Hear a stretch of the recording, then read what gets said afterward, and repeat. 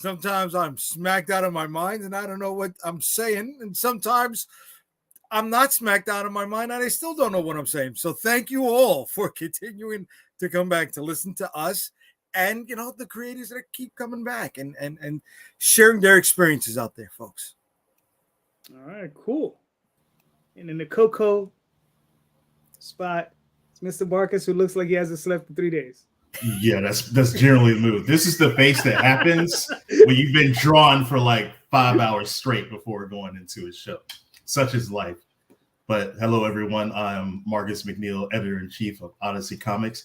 And here's your co-host, which is actually a surprise to me. I didn't realize I was co-host today. So I'll have to think of a question while we're cycling through everything. You too?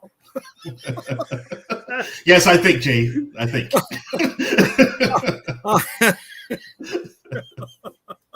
Nice. All right. And we got on.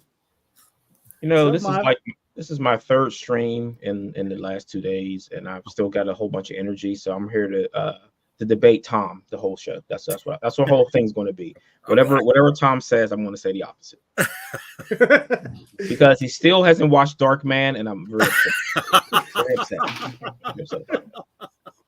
Let's get it going. Let's rock. Let's do it. Let's do this. Fair enough. There you go. Ding, ding, ding, ding, ding. Oh. Hello, everyone. Thank you for having me on. My name is Ben Dunn, and I'm the founder of Antarctic Press and a creator of Ninja High School. Nice to meet you all, fellas. All right. How you doing, Ben? Good. Ben, good having you back. Sorry, I'm not putting my face on, but that's okay. Don't worry about it. There's certain individuals here that I wish would have put their face on too, but they do. Right. In your face. In your face, kid. What's up, guys? This is I'm not as cool as Marvin. This is only 2 shows in 2 days for me, but I got another one tomorrow. So I'm gonna at least be 3 for 3 once I go on Carissa's show tomorrow. So Tom Hutchison, Big Dog Inc., and soon to be technically already officially Antarctic Press as well. Nice. Thanks to this gentleman right next door to me. So the honor's all mine. Very cool. Very cool. Hey, everybody. How you doing? I'm Randy Zimmerman. I am editor-in-chief, Arrow Comics. Happy to be here. Thanks for inviting me on. All right, Randy, a pleasure as always, sir. Randy, that beard, bro. What's up? What's happening? It's winter. It's winter. It'll go away soon. First day it hit 70, it's gone. So, I think still in for another week. Jerry Garcia's on here with us right now. Yeah. That's it. The wife calls it my Santa Claus look. So there we are. Yep. I don't know. He looks distinguished. Trying to make me look more jolly. There you go. You got the red. Is it red or orange? I can't tell. It's red. It's cranberry, red. technically. Right. So yeah, dark red. Nice. Jay is very beard oriented. He gets very upset when mine goes away. He's just like, "Oh my God, Tom, what the hell happened?" I'm like, I gave it a month. I don't need it anymore. That's it. But I mean, come on, man. Come on. Bro. About a month, and then it's just once it reaches the point where I'm collecting food in it, for like later when I'm laying down in bed and I'm like, oh, there's like some extra food in there. That's going away. It starts itching. Yeah. All right. I get rid of it when I start sweating. It's time to go. Nice. Yeah. Okay. Enough of that shit. Let them talk about their beards. Let them talk. Just because you can't grow one doesn't mean you gotta shun everybody else. I don't give 2 shits about their beards. You see what's on? Well, we either got to talk about beards, or I got to tell Jay again why Spider-Man is not good. I mean, it's one or the other. So now that somebody already left the group. Yeah. Oh, JD. Yeah. Someone was removed. Yeah. The bottom spot now. Yeah. It's not my fault you can't grow a fucking beard. Okay, what's on your face is taking 9 months. So I mean, this just might be a recurring theme today. Anyway, so it won't be denied, damn it. It's all shuffle. He's still going. He's still going. Center square, yeah. Oh, there you are. But Ben in the center square, the Ann B. Davis square. Yeah. Paul Lynn. I know I screwed this up anyway, whatever. So let's get to the damn question of the show.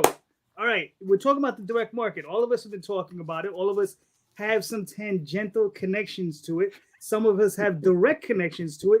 Some of us have some direct aversions to it. Right, Marcus? Why are you calling me out? Because you're the dissenter. I told you this. I don't want to say I'm a dissenter because I'm always a person that tries to look at everything from, let's say, holistic standpoint. That's fair. That's fair. And when I look at the direct market, and especially the business as I've been presented to it by, the top dog in the industry, so to speak, when it comes to that, I found it hard to really understand it in a way that makes sense for Odyssey Comics as a business. It makes sense for me as an editor in chief and as a leader of a number of creators. I know our creators who desire to get into the direct market. I know what's driving them to do it. I know why they want to do it. But I don't see a lot of situations where it makes a whole lot of sense for us where we are right now in terms of a company. If I'm not going to be around the bush a whole lot. The direct market fucking sucks for 99.999% of small press publishers. It just is not a business structure that is something that's like beneficial from a financial standpoint. Not all preface that financial. On the marketing side, it does a lot because it gives you visibility of being in shops, being in previews, having more exposure, growing as a brand, and building awareness, and that can lead people in. But the number of people, creators and publishers that I've seen be able to pivot direct market exposure into something that is sustainable success for them is, I could count on a Ninja Turtle hand. So, so for me, it's something that we're still going to explore. I'm having discussions and I'm taking opportunities to do it, but it has to be right, and it can't be us cutting our nose off to get into the direct market. We want to do it, of course, for the opportunities to grow our brand, support the shops that we work with, and the very, very valuable service they do, for kind of being stewards of everything that we love about comics, and just make it work. And that's a harder thing than I realized it would ever be when I first got into this crazy business. Well, I think that we need to, for people who don't know what we're talking about, should we say what the direct market actually is? Go for it. That could be a good preview. Yes. For those of those who are listening who don't know what we mean by direct market, that means we as producers of comics sell directly to comic stores.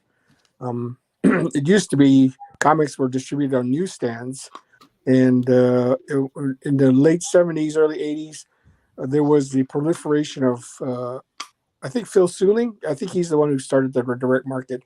He was part of it. Yeah. Yeah, I think that was where he made a deal with Marvel and DC to buy their comics and sell directly to comic stores. There's actually a longer, more nefarious history behind that I know a couple people are working on books about it. It's a real interesting story, but the direct market term was one that was done, like Ben said, back in the 70s and 80s. Doesn't really apply as much today as it did back then, because back then the publishers would sell directly to the retail shops. Truly with correct. no returns, where before the distributors would send comics out and they would take returns back. Yes, that was the big selling point, was the non-returnability. Yeah. The publishers, Marvel and DC specifically, liked the idea that they didn't have to deal with returnability, which was always a big, burdensome thing for them to have to deal with. So if they didn't have to do returns, then that was a fantastic way for them to make, massive amounts of profit, because they didn't have to do that. Unfortunately, because of that, they abandoned pretty much the newsstand model. And I think that is definitely an example of cutting your nose to spite your face, because, by relying on just one revenue source, then if anything were to happen to that, it would cause a lot of chaos. And, and that's what happened, during the mid 90s, during the big crash. Yeah. Well, that and the magazine distributors always considered comics to be second class. Anyway, they used to package them separately. They used to treat them like crap and just toss bundles into the bodegas of the drugstores and just drive off like newspapers. Second class is probably generous.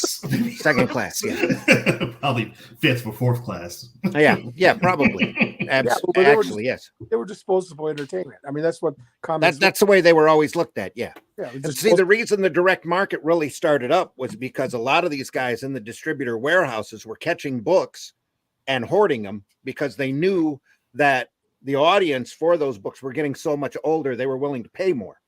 So you have certain books like Starlin's Captain Marvel, P. Craig Russell's Killraven, and books like that were having a really hard time being distributed. I think the big breaking point was Howard the Duck #1. That's the one that they point to as really kicking off the direct market, because you had a lot of people, Phil Suling among them, go up to Marvel and go, hey, why don't you just sell us those books directly? We won't send any back to you. We just want them so that we can sell them in our stores. Yes, That was really the start of the direct market. It was that, and it was the Moon Knight, right? Was made specifically for direct market, and I think Dazzler as well, or no? Well, it took Marvel a little while to decide to even try to cater to the direct market. When they did, Moon Knight, Kazar, and Shanna the She-Devil were the first 3 regular titles they did. Gotcha. But Dazzler one was a big push for them because they were hoping for Dazzler, the Disco Dazzler, originally to be such a big hit. Right. Yes, I think if I know my history correctly, that was the very first non-newsstand direct market comic. But Dazzler one. Yes, I believe so. Yeah. But the real downfall of the direct market, in my opinion, was when Marvel just got greedy and decided to distribute their own books on their own. And when they bought Heroes World, that sent a ripple through the entire industry that caused everyone to panic. Because a lot of distributors, and there were a lot of distributors. I mean, there were like over a dozen nationwide. Close to 24. Yeah.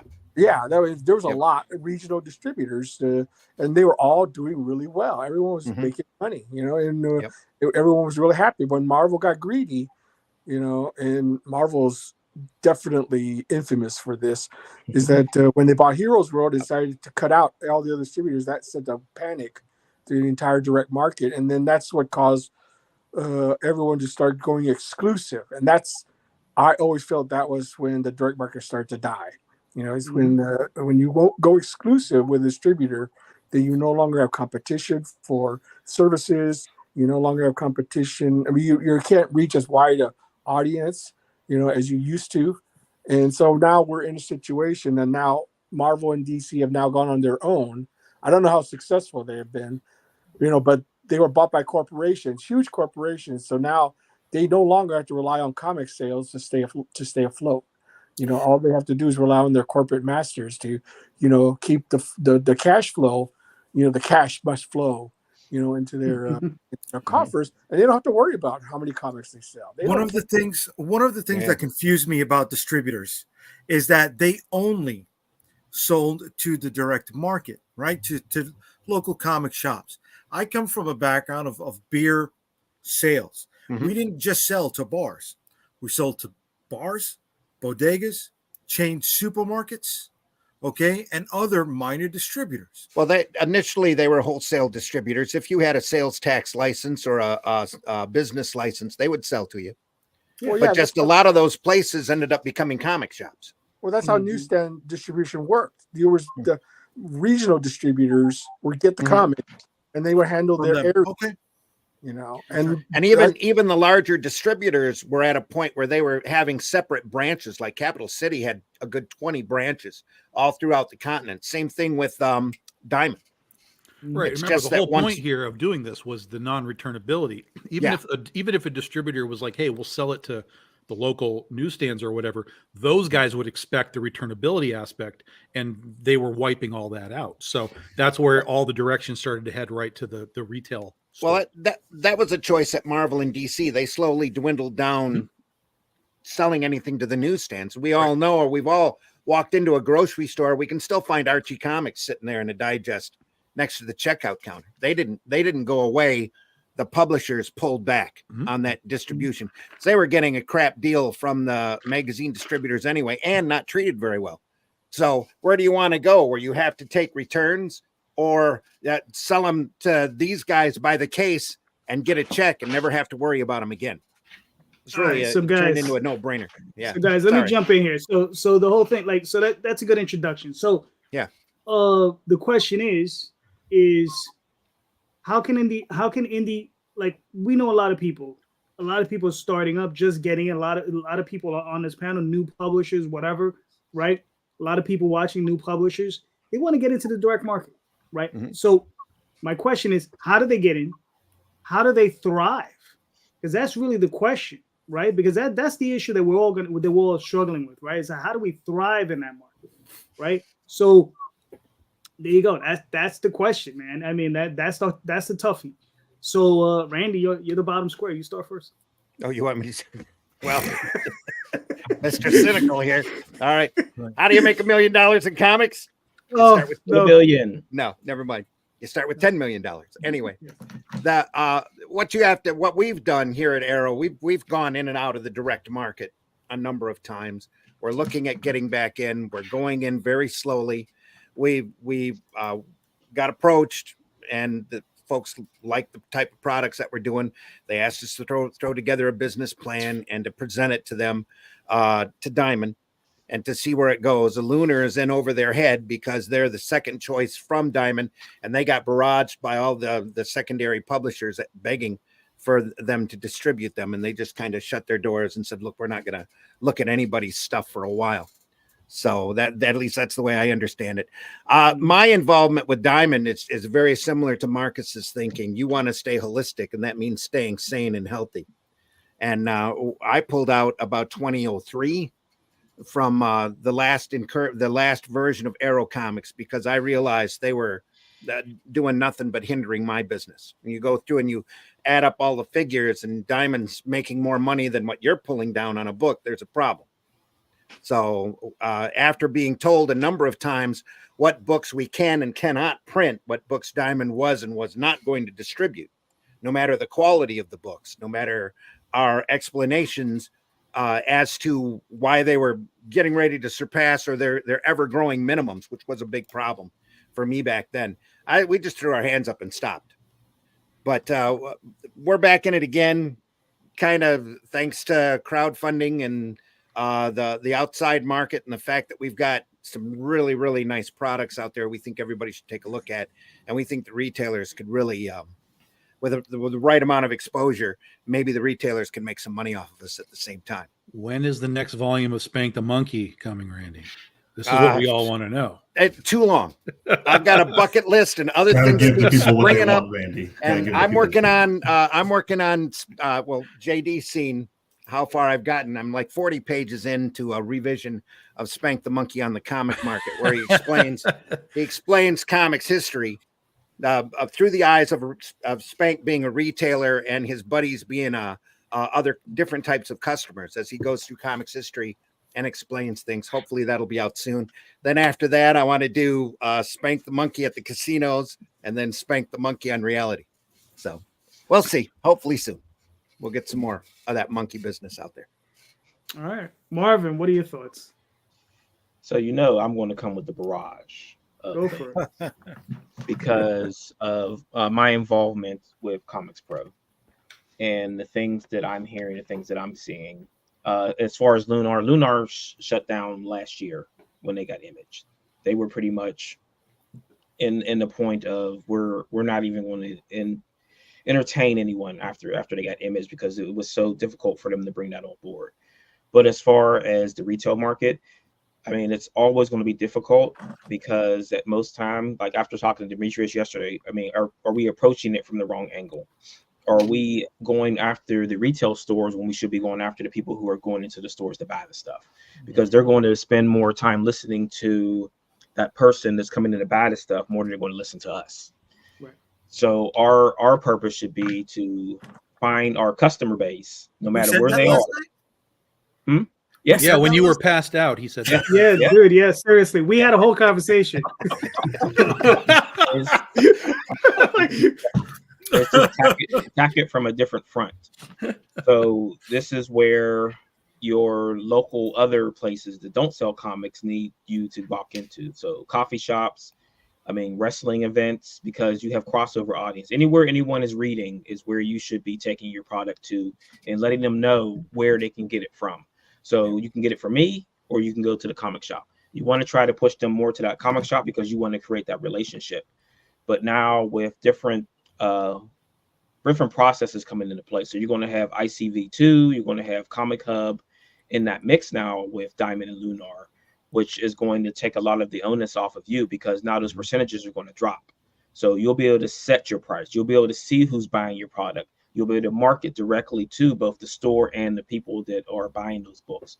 So, I don't even want to say that they're going to eat Diamond's lunch, but I think Diamond needs to make some shifts in their processes to capture that before it happens. They were really slow to get their previews world up because they didn't shift into doing orders through stores until Comic Hub was active. So you waited until someone did it, and then you came behind them. And I don't know how many people are using that. Like, there's multiple different ways to order books to stores. You got Managed Comics, you got Comic Logic, you got League of Comic Geeks, you got Comic Hub, now you got Diamond. So there's a bunch of different processes in that place where you as a publisher can reach your customer base through those products. So I think it's more of a not just changing, but shifting into who you're talking to before you even talk to a store. Saying, I'm sending you 15 people to want to order my book. I'm sending you 20 people who want to order my book. So that's where your communication started. And that's how it started with us, when before we were in Diamond, we had direct sales with stores. And it was more about who I'm bringing to you instead of what I'm trying to put into your store. All right, cool. Ben. Yes. What are your thoughts, sir? Well, we're seeing the direct market grow and change, and it's now evolving to something different. The fact of the matter is that we're all here as creators and businessmen, trying to make our products, trying to be successful with what we're doing, and it's difficult, in this climate. This differently. Now, as far as Lunar and Diamond and what's about Penguin, is that Random House, is that Marvel? Yeah, that's Marvel. I don't know much about Lunar. I don't know much about Random House. Lunar carries DC, Random House carries Marvel. And my feeling is that they don't really care. They don't really care about the comics, and they're just there, because that's who they're distributing. A Diamond is in a precarious situation, certainly, but Diamond's pretty tenacious. Steve Geppi is not a stupid businessman. He probably saw the writing on the wall. His biggest mistake was that he suspended payment to publishers during the lockdown. That was probably his biggest mistake he made. And that panicked a lot of publishers, because they rely on that revenue stream to stay in business, no matter, even if we're in a lockdown or not. And for us, as far as that our business goes, it's all about revenue stream. The direct market is what we consider one of our revenue streams. Crowdfunding is another. Direct sales is another. Digital sales is another. So the more revenue streams you have, the better your chance of survivability as a company. My biggest problem for us over the years has been that comic retailers just don't take us seriously. We're a small publisher. We're not, a huge market. We try to stay, we're sort of like a timid little, we put out our books. We try to get them out on time. We try to act like a real publishers in order to get our books out, because one of the things that retailers do appreciate is that you put out your books on time, and that are of sufficient quality that they can actually sell the book to somebody, And so my feeling is that Diamond will be around for a while. They're not going to go away anytime soon. There's just enough comic book stores out there to keep them in business. Now, if there would be a sudden huge influx of closures of comic book stores, then that might not be the situation. I don't know how many comic stores are currently out there. I mean, my brother probably know. He runs the day-to-day operation. I'm thinking just like what 2,000, 2,500 comic Yeah, stores. you're within 2,500 and 2,000 shops. Yeah. So I mean, it used to be what, like 7,000 or 8,000 comic stores. And those were great days. There were 10,000 in the 90s. Yeah, I know. Those were heady days, my friend. Those are heady days. But the thing is we have to work. I think the problem is we're fractured. We have so many different, so many different ways people want to do things that we're not united. I think if we could come together and make people aware that comics still exist, and there could be people want to be entertained. This is a nice, cheap way to be entertained. I mean, you go to a movie. What do you spend $50 for a night out for two people? And you come out of it and you don't own anything. At least you go to a comic store, you'll be entertained. You pick up a comic and you own it for life. You can keep it, hand it down, do whatever you want. Maybe it'll even go up in value. So it's one of those things that we need to make people aware. The comic store's still around. Comics is your best form of value entertainment. And try to coddle the next generation of comic readers. Yeah. I think that's where we're also lacking. We're catering to collectors and not to the next generation of readers. Great. Right, and that's why I mentioned the wrestling thing, because they seem to be very readily able to refresh their audience. Oh, wrestling is a big, huge industry, though. Yeah, right. But there's crossover there, because to me, I say that wrestlers are superheroes. So we have that crossover with that, and we're actually putting wrestlers into my comic. So I mean, I'm going to cross those barriers and see what happens. Oh, absolutely. Yeah. I mean, comics do sell. I mean, look at Dog Band. I mean, they sell millions of copies. I mean, look at what other big, huge, Captain Underpants. I mean, comics sell. It's just what are we doing in the direct market as a small publisher to try to cater to? I think Scholastic's, of course, a big fish. So of course, make And they're not just in comic shops, right? They're in libraries, they're in school libraries, they're in public libraries, right? They're in big Barnes market and Noble. bookstores, right? They're at the books aisle in Target and Walmart. So they have that accessibility that why aren't I don't know if this is even feasible, but why aren't distributors aiming at schools and libraries and things like that?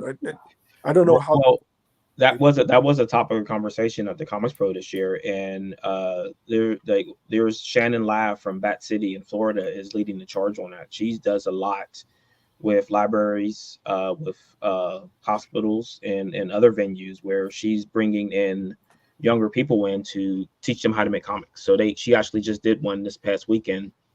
They did a comic creation seminar, and they brought school-age children in to do comics. So, I mean, it's there. People just have to embrace it. And that was one of the things they were talking about, is how do we refresh our audience? And you have to be able to go where they are.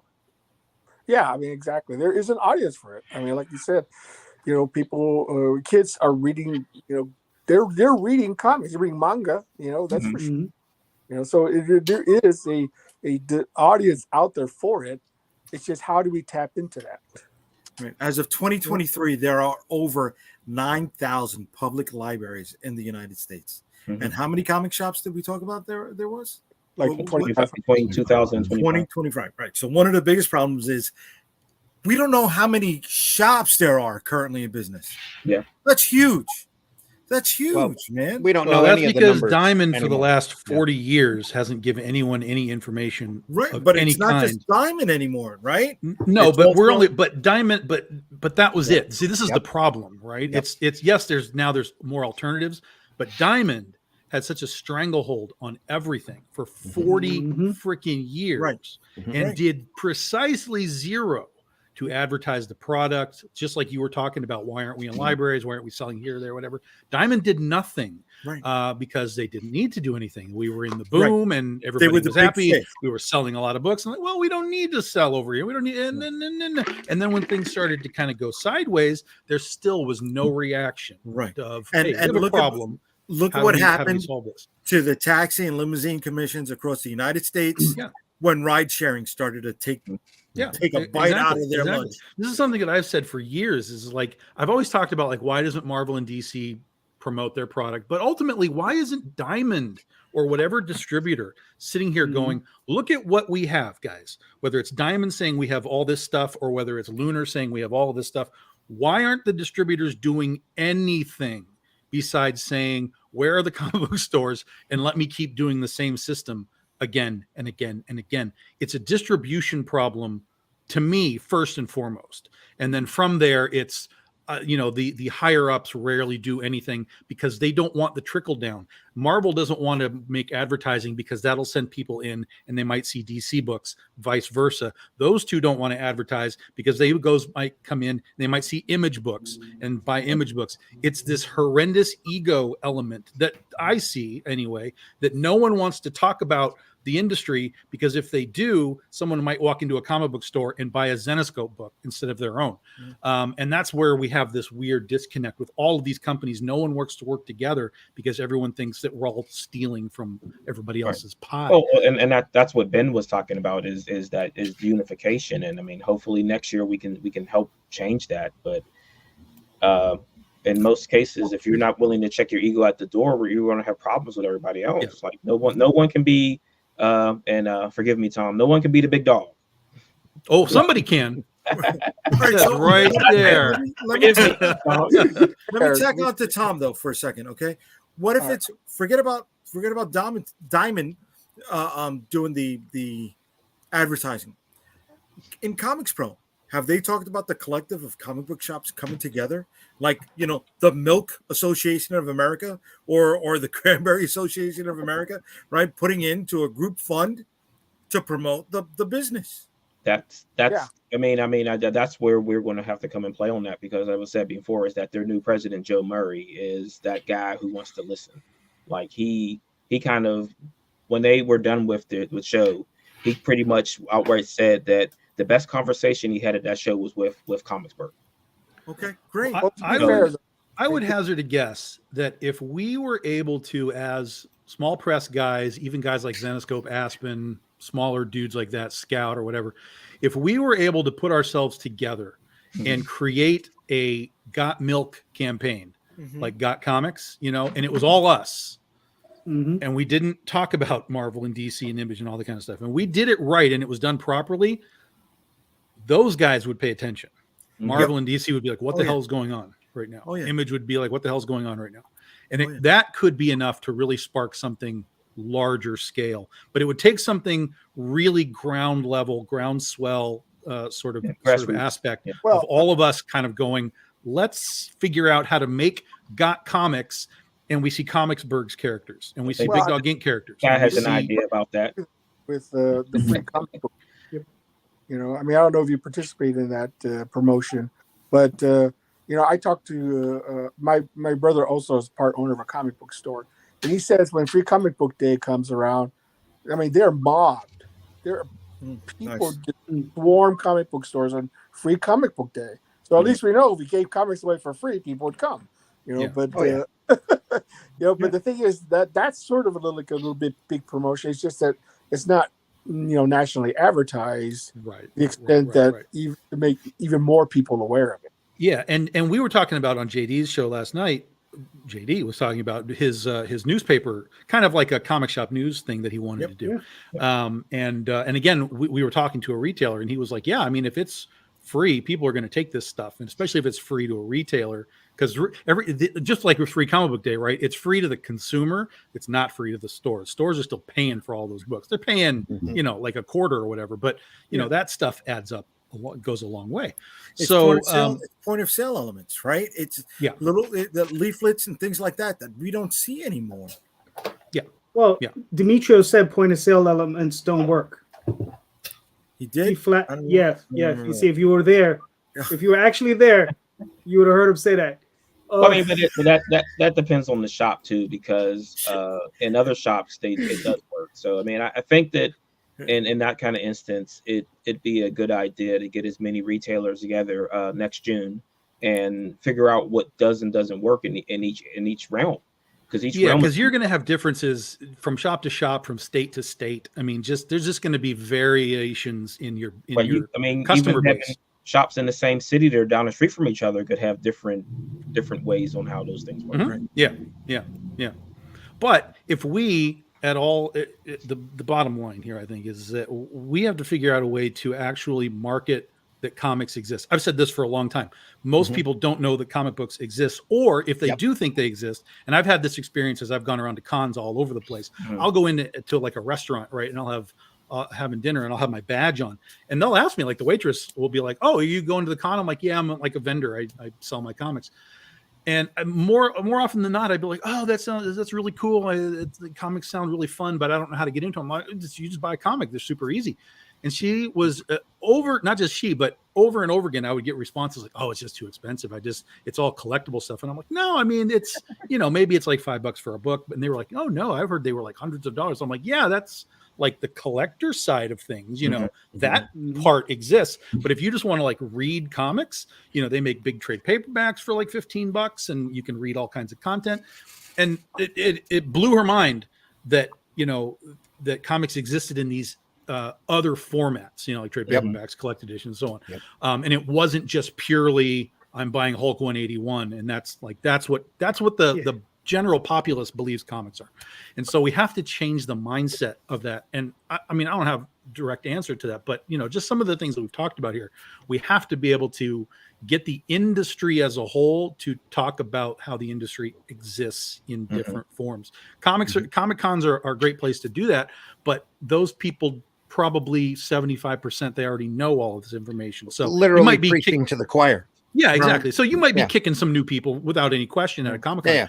But if you can get yourself talking to different groups of people, like has been talked here before, to understand that comics aren't just, hey, everything's $100 and collectible. It's no, this is reading material. Like, look, here's a trade paperback. Like this is very easy.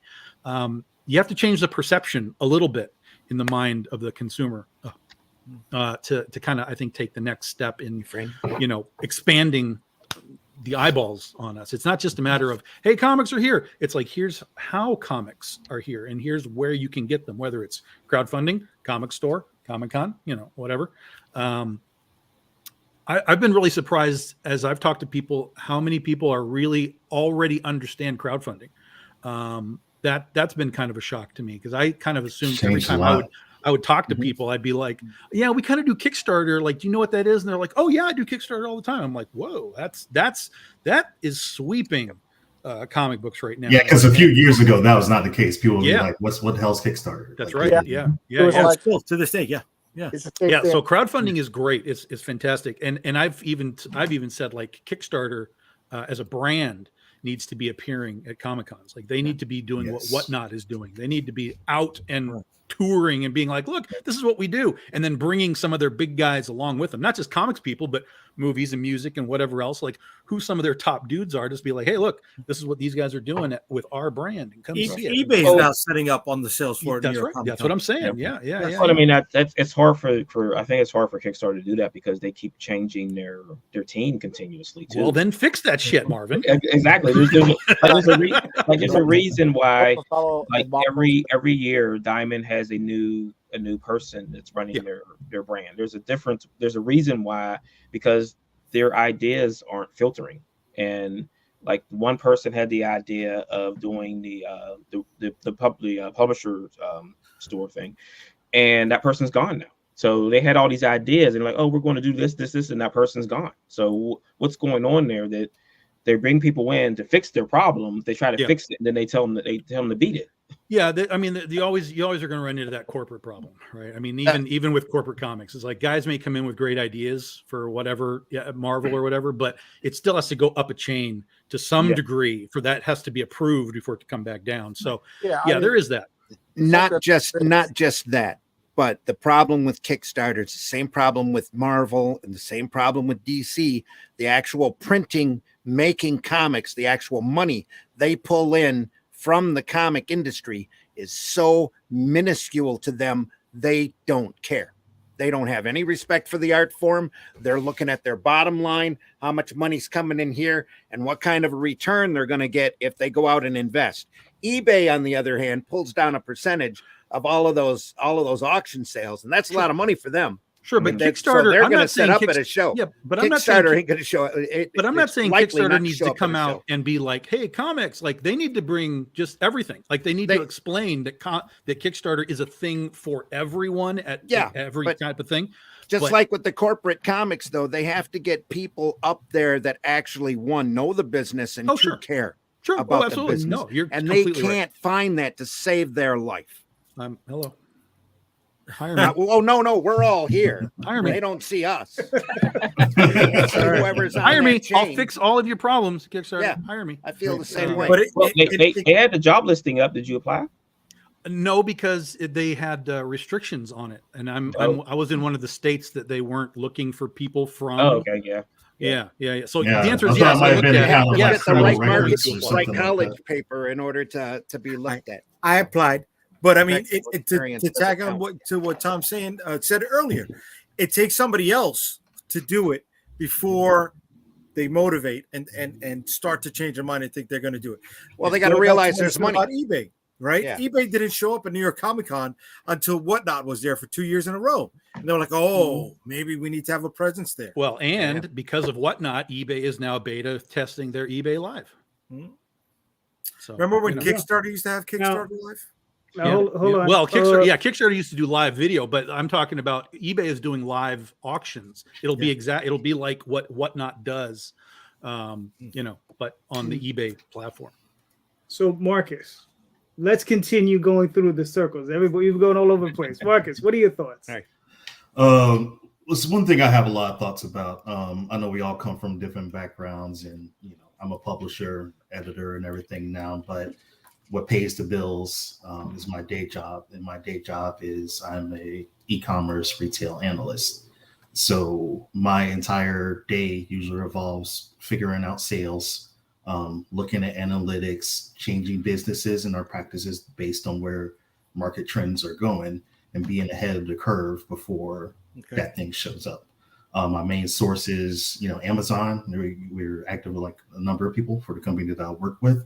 All e-commerce channels go through me, and I do everything from purchasing in China to distribution to you go on Amazon. I'm helping pull the packing list and send them to the warehouses to get down. So I know the chain front to back, inside and out, 100%. Even when Amazon themselves are doing things, this is an important thing that things like Kickstarter and other distributors and things like that need to take note of. Amazon's a big, huge, crazy corporation, and they can seem nebulous and evil in a lot of ways. And in some ways they are. In a lot of ways they are. But at the same time, when Amazon wants to figure out something with how their supply chain is going and what they can do to improve, they come to me.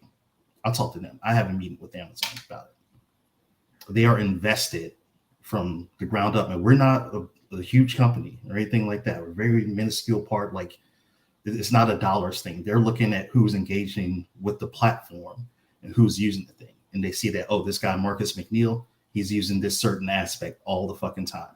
Let's talk to him and get his word on something. Someone like Kickstarter should be saying, oh, someone like Brian Paluto is doing X amount every time he drops something, or he's engaging with the platform multiple times, a month. Let's have a meeting with Brian Paluto. Let's talk to Pat Shan. Let's talk to, even if it's on a smaller scale, let's talk to JB Calderon. Let's talk to Odyssey Comics. Let's talk to Big Dog Inc. and see what we can do as a platform to help where they're going. Even if you're not going to cons and doing this whole big thing, there's an approach you have to take to doing the business that you can then see it grow. And you make those improvements, you make it easier, get more people on the platform, you make more money, you build the engagement. So it's a two-pronged thing for me, because I see where the business of comics and comics-based distribution is utterly stupid. It's really fucking dumb, period. Of course. Like, compared to how From everything the ground else. up, it doesn't Yeah. operate as a regular business. Yep. Correct. Nope, how everything else is structured and what it takes is very different. But also work with Amazon so much. I know how they operate as a platform, what Amazon does. Not just to have things there, but how they feature listings, how they give people tools to be able to do things when you don't have a ton of money, when you are small, be able to advertise your listings, educate you on running those promotions. There's so many things that when you're in that ecosystem, you can spend 40 hours a week for probably 3 months straight going through all the training that they have available to everybody that's part of that vendor base, everything like that. So part of the reason why they've grown so big and they have this impact that they do is because the approach that they have with helping their vendors be able to be successful. There's stupid stuff that goes on. They don't do enough to help out sellers against, counterfeiters and these other companies and stuff like that. All that really fucking sucks. And it's a pain in the ass, like every week for me. It really is. But at the core, getting in there, that's what we need. And I think really as we go through and what we're starting to see is the mindset change, especially with Kickstarter being so prominent, is going into this very sort of e-coms marketplace sort of philosophy. I think if we could do that and we can import some of that, which I'm accustomed to, into the comic book space, I think if we replicate some things like that and you have a platform where publishers can come in, they could apply to be on the platform, what books, what catalog they'll be offering, put things up, have no minimums for retailers and shops and things like that to go on to. Maybe you do 3 or 4 periods a year because the indie's release schedule is a little bit slower. You don't need to have it open and available all the time. Hey, come in. If your shop buys 5 books, they buy 5 books. We ship the 5 books. You centralize whatever you need to do. It's going to be one of those things that some people are going to get their feelings of. You can't do it for everybody. It's just impossible. Nobody's going to have the resources to be able to do it. It would cost millions of dollars to be able to have those operations like that. But if it's curated, if it's focused, you have it at this sort of grassroots level. You also bring the people in, the publishers and the creators that you're working with. You go to shops, you do your best to try to do whatever events that you can organize on the scale that you're doing it, and just see what it does. I mean, if you're smart about it, there's no way that you can be upside down. All the costs be taken care of. If someone can do it and manage it, it should be good situation. Like I think I saw someone mention that 20% that company should be taken off top. Make sure that the creators and the publishers can make a dime off selling their books first and foremost. That's really important. And then I think a lot of what Tom and everyone was talking to, really having that educational aspect of indie comics is the core question for any product, anything that you're selling is why the fuck should people care?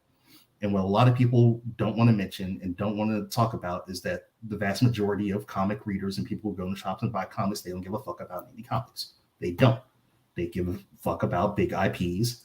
They're going in to buy Spider-Man. They're going in to buy Batman, all of that. They need to understand what is happening in comics and what indie comics are doing, the trajectory that they're on, that can build that sort of engagement and that interest to even make something doing things on a grander scheme viable. So yeah, it's near impossible to I disagree with transition that a little bit. I disagree with that a little bit. I think a lot of people who go to comic used to, at least in back then, at least when I was going to comic book stores, I would see all the comics on the stands, and if there was a comic that looked interesting, my ability to pick it up and flip through it was there. Okay, you don't have that in the digital marketplace. You can't pick up a comic and flip through it in the digital realm. Unless you have the whole book laid out in front of you, or some sample pages, and I think that yes, there's what happens is that Marvel and DC got the regulars in because they were reliable. They came out with comics every month. You knew that they were going to come out, and they had a reputation of characters that they liked. But at the same time, those same people may browse the comic stand and they see an indie comic. I mean, like Teenage Mutant Ninja Turtles, by all means, that book should have flopped. That should have been a massive, massive failure. It was black and white. It was a magazine size. I mean, and it was a weird name, Teenage Mutant Ninja Turtles. Okay, but it didn't. It was a huge success. So there can be success in the marketplace if you have the product that people are interested in. You know, I think that to say that, you know, that the vast majority of yeah, maybe so, the vast majority of the public may not care about indie comics, but all you need is just enough people to care about indie comics. I think it's more than enough people. I think it's also goes back to the retail side of things, because if we understand that the customers are walking in to get Spider-Man, if that's the understanding, and right next to Spider-Man is Critter, right?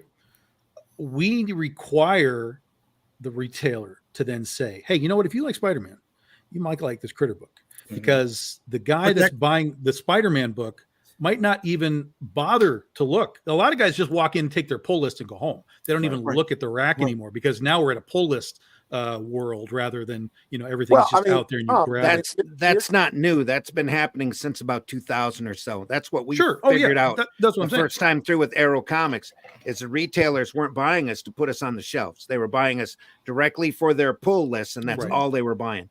And we had a lot of retailers coming at us going, hey, I ordered 5 books and I only got 3. What's the problem?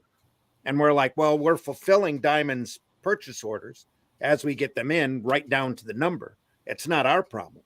I mean, it is our problem, but we're following the system where we figured out that Diamond was showing preference to different retailers. If we had a great book and this guy who's got 5 shops wants 2 extra copies, he got those 2 extra copies. Yeah. And the guy at the bottom of the list didn't get them. Yeah. Right. And then they wondered, why are you shorting Diamond? That comes down though to the retailer. The retailer needs to know who's coming into their store. Are the customers coming in? Which are the customers coming in for an experience? And then which are the customers coming in just to get their stuff and go? Well, right? You've got a lot of retailers that are hand to mouth right now, and they'd rather put a Funko Pop in their store than to try an indie book on the shelf and hope that it moves. Yeah. So now you got to find a way to get the retailer though to understand that we are that product. Like when you go into Rite Aid, right? You go into the pharmacy, you've got your big product, and then you got generic. Cool. Let's just use indie as generic for a second, right? Like Tom was talking about. How do you get them positioned on the shelf next to those main titles? How do you get the store to be set up, for argument's sake, like Blockbuster by genre instead of by pure alphabet or by, you know, Marvel, DC, indie?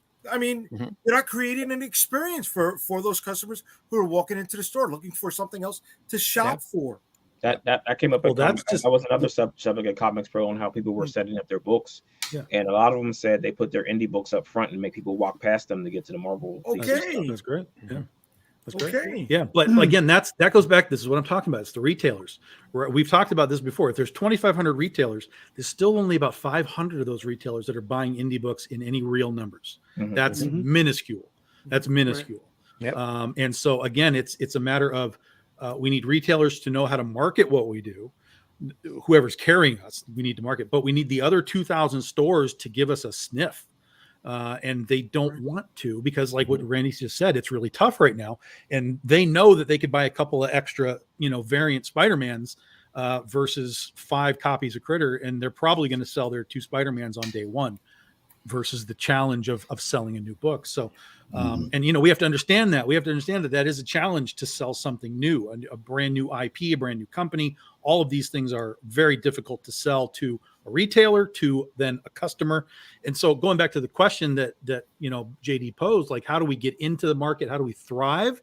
Getting in isn't super hard because there's plenty of publishers that will look at what you do. And if you are sort of what they do, they'll probably make you some sort of an offer. Hey, you kind of fit in with our genres and whatever. Let's see what you've got. You have this book finished, especially now with crowdfunding, because people are coming in with completed series. Like, hey, I've got 6 issues. It's done.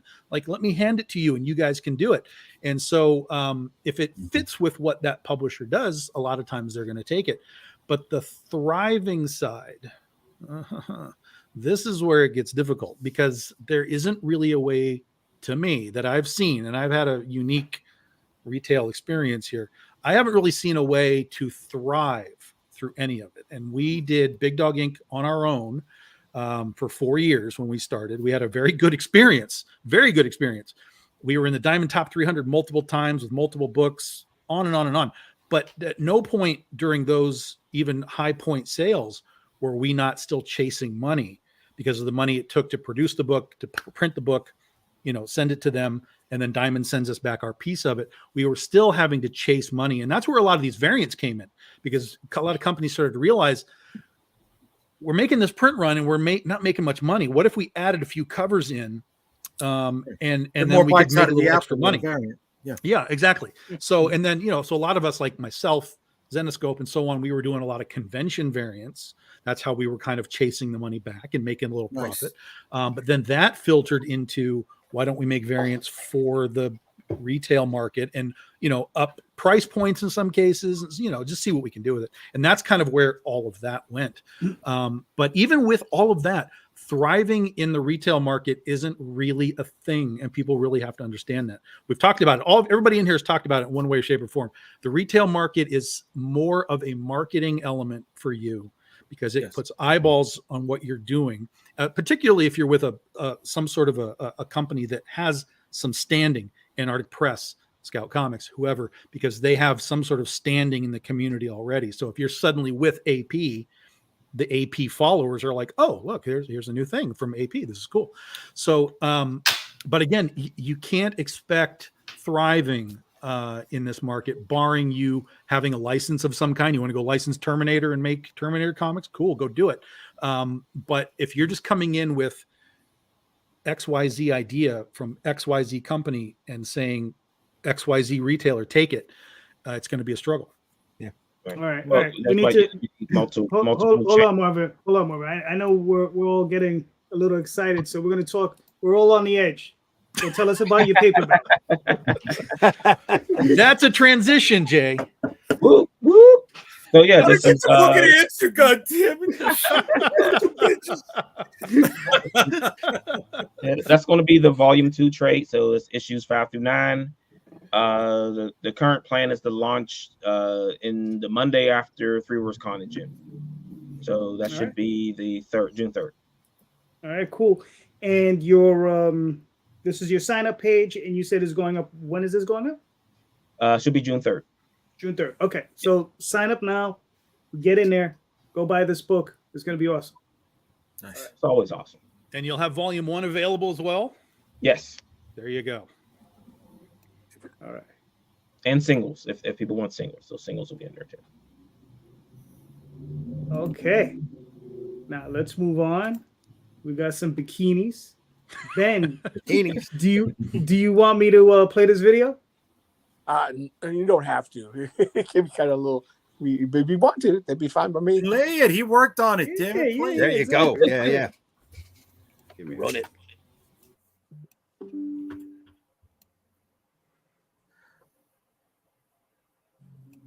Oh, I like that. I like that. That looks cool.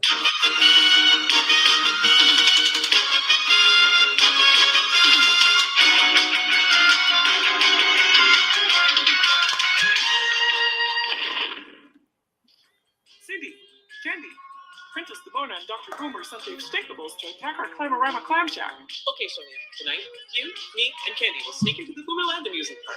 We'll spy on them. What? We'll have to be careful and look out for any Dominions or zombie hippies.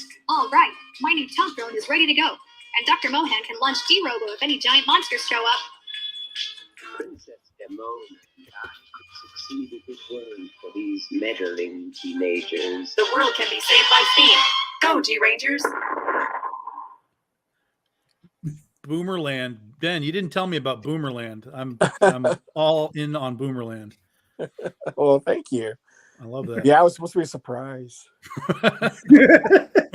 Fantastic. Nice. All right, cool. So Ben, walk us through it. What are we looking at? Well, it's basically, I'm a big fan of the Sentai superheroes type shows. The Power Rangers, and I also happen to be a big fan of blank beach movies. So I said, what if I mix the two together? And this is what I came up with. All right, cool. Very nice. It says you got 4 hours left, so everybody act quickly. Like I said, the link is in the show notes, so go get this book. This looks really awesome. Pretty. Yeah. I like fun comics. Very nice. Very nice. All right, cool.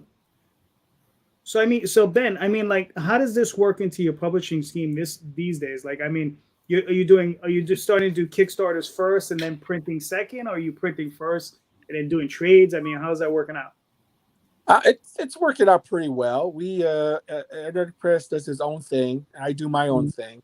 You know, we sort of have an understanding that I'm allowed to do whatever I want to do on crowdfunding, and they do what they want to do on crowdfunding. And like I said, it's just to us, it's just a revenue stream, you know, that we can rely on to basically stay in business. You know, and this is I mean, this is my main source of income, to be honest. I mean, what I do on crowdfunding is my basically. I'm not sure how it is for the rest of you guys, but for me, this is the things that I have to do in order to keep going and continue doing other projects in the future. Otherwise, I'd have to get a real job. Yeah, if you can avoid it.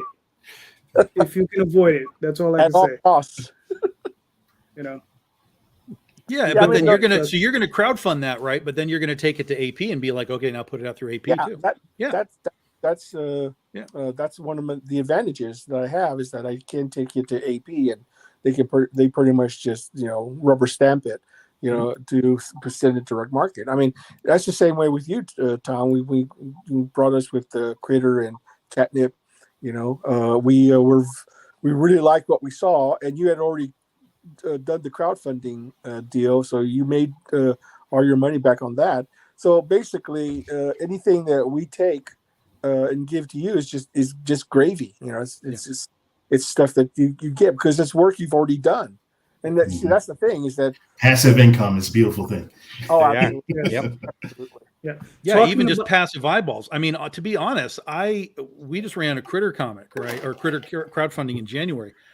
It did far beyond what I expected, and the only thing that was different from what I normally do from all of my other crowdfunding campaigns, the only thing that was different that I could conceive of that why we got that extra pop was because AP was talking about the book because they're now publishing the old Critter books through retail. It's the only bonus factor.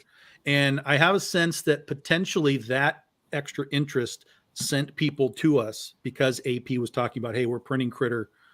And it just opened up the eyeballs to new people. Yeah, I mean, you shouldn't undervalue also just word of mouth. Yeah. When retailers see it, they talk to their customers about it. Yep. If it's something that's of interest to them. And like you said, when retailers are involved with their customers, then they get their customers interested in new product. Mhm. All right, now talk about a fantastic project.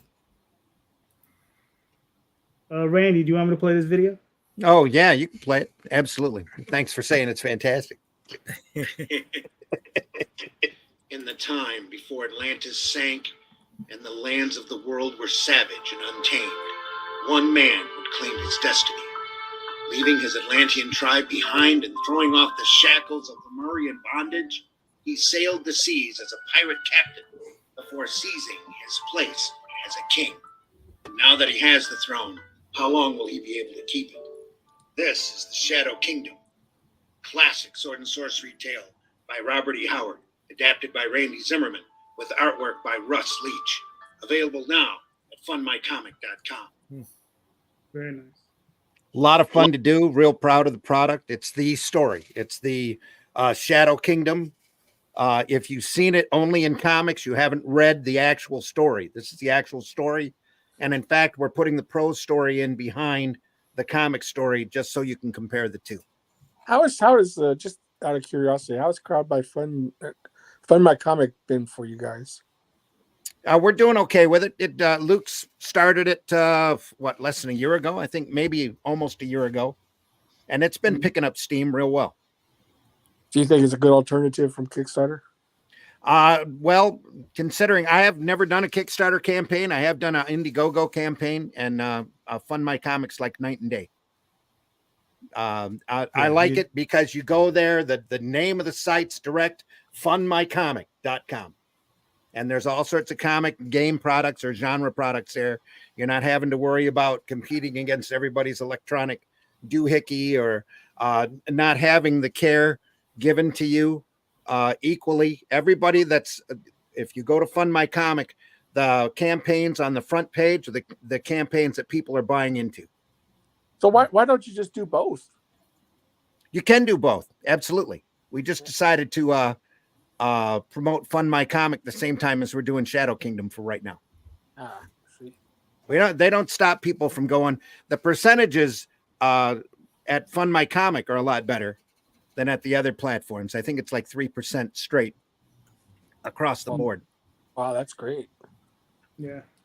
But it was really started by Luke Stone, who does Hybrids. Hybrids is under the Arrow banner. And we saw the problems that we were getting from the other platforms. Luke wanted to do his own, and there were a few other people out there that were doing crowdfunding at their own site directly. And instead of doing that, Luke was looking at doing it himself, and then decided, well, why don't we just make an open platform so that everybody can come up? Everybody gets a chance to look at. Anybody who's looking for great comics can just go to one place and have a look. And Russ, I don't know if you're familiar with Russ Leach. He's done work for Doctor Who. He's done work for Batman over in the European market, Ben 10 over there. I have him on my podcast twice a week. I podcast early mornings on Friday and early Sunday morning. And we got to talking about Howard and about doing Barbarian stuff. And he loves John Buscema. He had an open spot in his schedule, and he said, hey, why don't we adapt his story? So that's what we did. Nice. And it's direct. I tried to keep as much of Howard's prose in there, all of the story there as I could. Like I said, if you've read it in comics before, you've only read an adaptation. This is an exact, I guess, adaptation to that story specifically. So it takes place with Kull becoming king of Valusia, just as he's taken over the kingdom, and he finds out that there's a large conspiracy to take his throne by a race of shape-shifting lizard people. and if that sounds like a familiar trope to you, it's because it all started there. That's hilarious. It's recognized as the first American sword and sorcery story. It's the story that literally started Howard's career. And it's the beginning of all of those urban myths you ever heard about shape-shifting lizard people can all be tracked down right to this story. That's funny.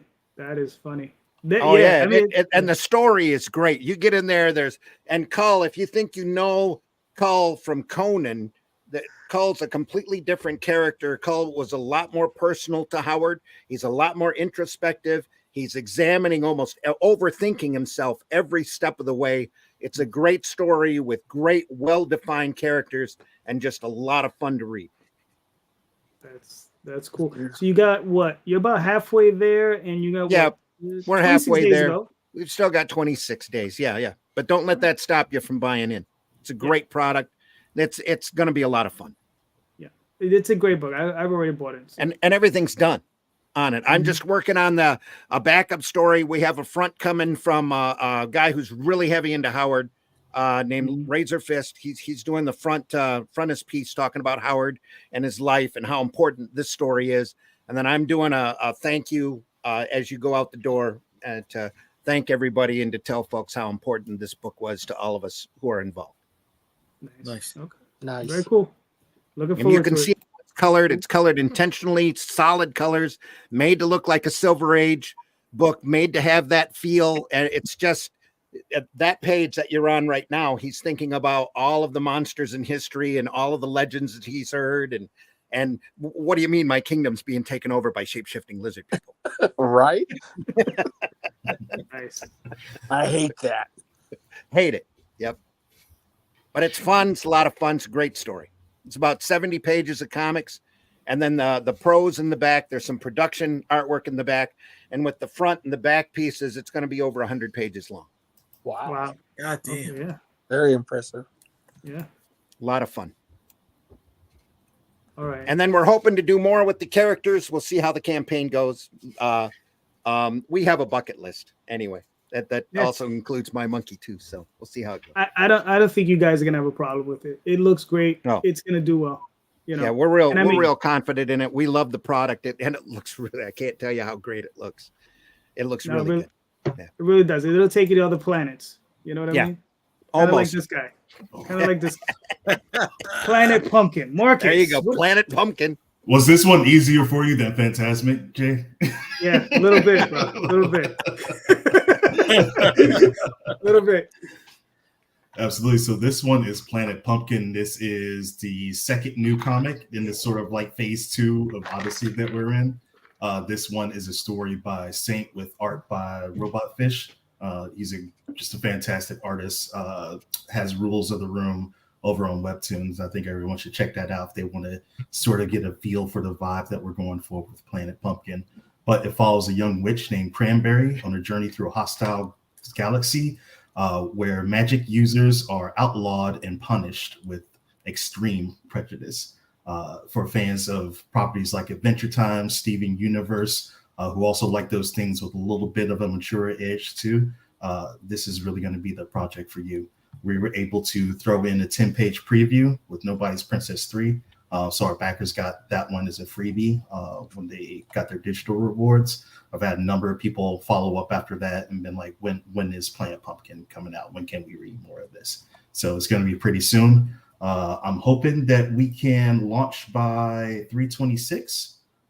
So coming very, very soon here. We're just waiting on a couple additional very, very special things that we're going to do reward-wise to shake through. And I want to be sure that we take the necessary amount of time and they'll just adhere to any sort of arbitrary release schedule and have those ready to go. Because we're doing, of course, typical variant covers.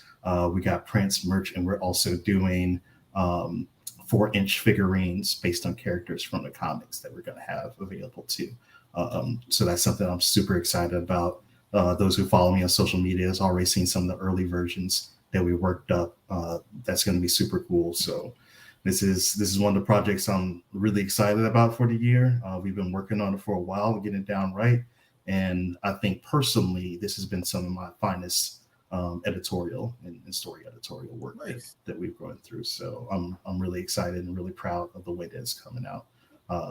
So if people like that, like things a little bit more of a manga edge, you got like a little Dragon Ball thrown in there too. It's just it touches on so many moments, and just visually, it's a stunning book. It's like candy for the eyes, really. Nice. So you said hopefully by the 26th? Yeah, hopefully by the 26th. So we might just, if we're running a little bit, we're still working on some finer details with one of the figurines that we're doing. So if anything, we might just drop that mid-campaign or the week after this debuts. So we have that available for everyone to check out. But other than that, we should be all set to go just about. All right, cool. Looks awesome. Looking forward to it. Very nice. I'm gonna throw this up there real quick.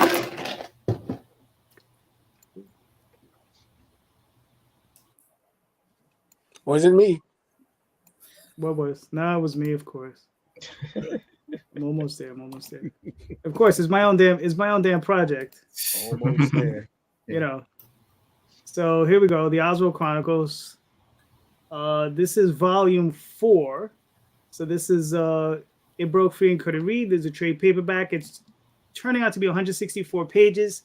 It's 120 pages of original art and story by myself and Jade Gonzalez. Fantastic cover by Aurelio Tillis. It's a story of Oswald running across a warrior gnome who's half dead when he gets to his doorstep. And Oswald has to make a choice as to whether or not to help him battle the evil that he's been chasing around for the last 50 years. That's living just down the block from him and is living with this giant spider that Oswald is kind of afraid of. So he's just like, don't know. But we got 16 hours, 87 backers. We're doing all right. So like I said, if you got a little bit of time, go jump on it. So there you go. That's that one. And I'm going to throw this up. We got a second chance at Magi's Grace. There we go. So this will be launching this upcoming Friday. And there's a second chance by myself and C. Michael Lanning. I actually found a very nice review of it online, which is going to be it'll be in the body of the campaign, so everybody can read it. So if you have any questions as to whether or not you're going to like it or not, you can refer to the review, see if you like it. So it's should be cool. And C. Michael Lanning did this fantastic new cover for it. So And we have another cover that's going to feature. It's a homage to La Blue Girl #3, which is the first professional comic that I ever wrote. So it's a little bit special to me. So Nice. there you go. And it was a porn book. Nice.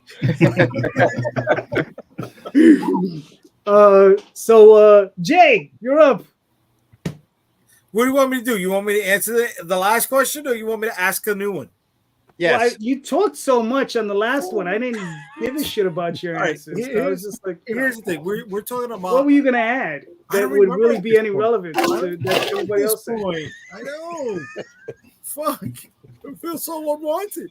No, whatchamacallit? We were talking a lot about advertising. So if we're gonna spend advertising dollars on our books collectively, do we spend it within the industry, or do we spend it outside of the industry trying to get people in? Marvin. Yeah. Well, and you know, but the way I was been thinking is that you need to capture new people. I mean, it's fine and good to cater to people who are already going into those shops, but you need to bring new people in there that are actually coming in there for your product and not are coming in there looking for the new Spider-Man 450. Right. You want them to come in looking for your issue #1 that is still fresh and new and not more concerned about where the 450 is at. No, I told you, man, no, I was Marvin. going to bring No, you. I was Marvin. going to attack No. you. No. Make them go This is now. gonna be good. I can't wait. Go for it. Go for it. Well, Marvin's not wrong conceptually. Like we want. hold on. No, I'm going right now, Jay. I'm going right now. You're just gonna step over Ben? I'm going to step over Ben That's because terrible, Tom. Marvin's You're hor- right. You Right. conceptually, we want new people. However, if we're advertising Comicsburg and Big Dog Inc. and Antarctic Press to the general populace, it's going to go right over their heads. That's the problem, I think. So what we need to do, to me, is do both, but have a focus on making awareness within the comic book world. Because if we can create a bigger funnel, the awareness funnel for us within the comic book world, right? That's where we're going to get our hit. It's like the Ghost Machine guys at Image, right? They're not advertising at wrestling stores, wrestling matches and stuff. They're coming into the comic book world and going, here's these 8 guys and we're all going to make awesome shit. And here's how you get it. So to me, I think that's where we have to go. I mean, we do need an external comics are a thing advertising to the general world, but we can't get too hyper specific. We can't say comics are a thing because Big Dog Inc. exists, because people are like, I don't know what the hell that is. I don't care. So I think it has to be a 2-pronged thing. It has to be, but to me, it's got to be a focused comic book people. You need to pay attention to us, while then having sort of the side thing of saying, hey guys at the wrestling, you guys like comics, right? Like, come see us this way. But I think it needs to be sort of a tilted attack. Right. But his question was either or. He didn't say you could do both. Oh, well, then screw the general public, because they don't care anyway. Oh, if it's either or, you go hardcore to the comic book people, comic book retailers. You go heavy at Comic Cons and send, like you've said, send those people to comic book stores. If it's either or, yeah, you have to. You're better off sort of tingling the brains of the people that already are into the comic book world and they don't know who you are. Because they already know they go to a Comic Con, they go to a comic book store, they have that sort of next step already built into them, generally speaking. So if you can sort of inflame their awareness of our brands versus Spider-Man or Batman or whatever, I think that'll take us upwards. Okay. All right. Ben, what are your thoughts? I agree with Tom for the most part, but I think that I think for the most part, I think the approach should be that we should try to make it sort of a generational thing. The thing is that we're losing comic readers and not gaining new ones. I mean, the people who are reading comics now, they're reading manga. And while I fully support anybody reading, to be sure, I think that if we want to get people back into reading American comics, comics we produce, it's important that we have to show that we're producing good product that they will enjoy, the product that they can pass, down to their kids, products that they can hold on to, and look back upon and say, wow, I remember that comic. I really liked it, and I want to share it with somebody else. But let me ask you, Ben, do you think that should, again, we're talking about like where to focus a marketing push. Would that marketing push not work better pushing it towards, like, let's say people that are our age that have kids, because then they would trickle it down to their kids versus trying to attack kids at somewhere else. Well, that's what it's all hope. Everything is hope. Even if you market to a wrestling guys, you're hoping they'll come and interact with your stuff. Well, you have to ask yourself a fundamental question. What is the purpose of a comic? Okay, when comics were first introduced, they were cheap, disposable income. I mean, to entertainment. It was cheap, disposable entertainment. The entry point was very low. You could, for a dime, you got a 64-page comic. Okay, back in the 1930s and 40s. Okay, now it's no longer an impulse buy. It's an actual major purchase. If a comic is $5 for a 24-page book, okay, that's a major purchase. Okay, and for most kids, I don't think they have $5 that they can blow on a 24-page comic. I don't know. I haven't been a kid in a long time. So I would say yes, because they have $10 to buy coffee. Okay, so if they have $15 to buy Dogman, that means they oddly enough, it's like preteens are some of the biggest spenders that I see at conventions regularly. Like if I get a 13-year-old girl at the table, she will get 4, 5, 6 books sometimes. It's well, so the audience is out there. Okay, Yes. The thing about it is it's all about the product, it's all about awareness, and it's all about income. If you have disposable income to spend on entertainment product, okay, then you have to make choices. So video games are still pretty expensive, but you get hours of entertainment. $70 now. Yeah, and movies are a social gathering type thing, and it's big and bombastic and things like that. But what does the Advantage Comics have? Why would someone want to spend $5 on a comic? Okay, when they have other entertainment options, because it was cheap. Okay, comics were cheap, disposable entertainment. I think we need to think about maybe going back to that. Well, wasn't part of that reason though the print runs were just? I mean, they were just printing like it was crap. Yeah. Plus there was advertising in those things too. Yeah. Which would decrease your per unit cost tremendously. I mean, if I were to go print 100,000 units of a book, I can get a unit cost way down, but I got to be able to sell 100,000 units and not put it, have it filling my house. Well, I mean, yes. You're sleeping on them, right? Stuffing your mattress with comics. Yeah. Well, that's just beside the point. Is the fact that comics used to be thrown away. Okay, when they bought the comic, you read it, you were done with it. Okay, and you didn't care about it anymore. That's why back issues of old comics are so valuable, because nobody gave a shit about them. Right. They just tossed them in the trash can, folded it in their pocket, whatever. Now comics are collectible. And I think that the idea of comics being collectible is sort of empathetic to what comics are supposed to be about. Okay, they're not collectible; they're entertainment. Okay, and I think we need to focus on comics are good entertainment. Okay, it's a good way. It gets your kids to read.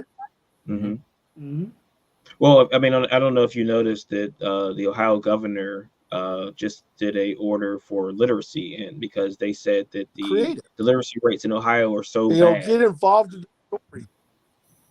Yeah, I emailed them about it. I said that, well, I think comics is where you need to be pointing them, because like that's words, and there's you get a lot more variance of words in comics than you do in a novel or any other book that they're going to hand them, and you have art that they can get interested in, so they can go to the side and draw things also with those things. So I mean, it's if you're talking about the literacy rates in this country are dropping, it's because people weren't reading comics. Yeah, I growing up, it was my gateway into reading novels. Yeah. And that led me into reading Shakespeare and H.P. Lovecraft and everything else. So I mean, it's definitely a gateway. Randy, what are your thoughts? On exactly what? I agree with Marvin. So Gotcha, Tom. Gotcha. There you go. there you are. No, we have to be all over the place. Ben's right too. I mean, we started out being a very inexpensive, cheap entertainment art form, and now we're not, especially the American comics. I don't see very many American comics in 5 and below, but they have a huge rack of $5 mangas sitting there. Right. But again, that's part of that's because that stuff's printed by the tens upon tens upon tens of thousands, and it sits in a warehouse somewhere and eventually gets liquidated because they haven't sold tens upon tens. Well, upon it's tens the That's same thing not up well. with That's Ollie's. Ollie's. That's Ollie's. That's not 5 and below. The stuff at 5 and below is Viz and all of these other guys kicking out little anime size, thick black and white manga digests for like $5. Yeah, those are probably lost leads for them. Yeah, they are, but they're there. Yeah. You know, Marvel, DC could do the same thing if they cared. Instead, Marvel takes their old masterworks and shrinks them down almost to a point where you have to have a magnifying glass to read them and sticks them in the kids section as opposed to the graphic novel section where they belong. It takes Penguin to come out and do really beautiful hardback collections of stuff that they ought to be offering for next to nothing, that they're selling for $50 in hardback a pop in order to get any good old fashioned reprints anymore. All of that stuff should be accessible. I've got a little tiny digest book here of the first 3 Avengers books in black and white that they used to give away. I don't know where that experiment went to. The one of the Detroit papers used to give away a weekly Spider-Man comic. They did it for a test market for 3 or 4 months. It was a great thing. Didn't have a lot of story in it. It had about half of an actual comic, but they gave it away for free. You know, there needs to be a lot more experimentation like that. The corporations aren't going to do it, though, because they don't care. And the independent guys don't have the type of capital to risk to throw that out there. I mean, there should be comics in dollar stores, comics all over the place. I mean, where's July? How come Ripoff Press isn't selling Fabulous Furry Freak Brothers to every last dispensary that's popping up? Still classic material, still great stuff. And that market would buy it immensely once they figured out it was there and buy it. The big thing that I discovered when I was doing my newspaper, I did it for about 10 years, reinstilled my love of this art form, is folks will pick up, folks will read, folks will be entertained by comics. That just has to be accessible and they have to know it's there. That's the 2 big things. Took about 6 months for the paper to pick up, but after a while I was getting practically no returns, and the comics that I had inside of them, a lot of them were old syndicated comics or comics that were in public domain. And just anything that had good quality to it, especially from local folks that I figured people would want to read, and we were moving a lot of product. Actually, you bring up an interesting point because newspapers used to run comics for free in their paper. Okay, and then how they made their money, the syndicates who did the comic strips, how they made their money was they collected all those strips into books, and that's where they made their money. Yeah. Well, they charged the newspaper a little bit of money every time, and they split that with the creators. That's how they made their money up front. But the real money, you're right, we're in the big collections that were out there. Yeah. You're seeing Webtoons do that now with like Lore Olympus and that, kicking out collections like that.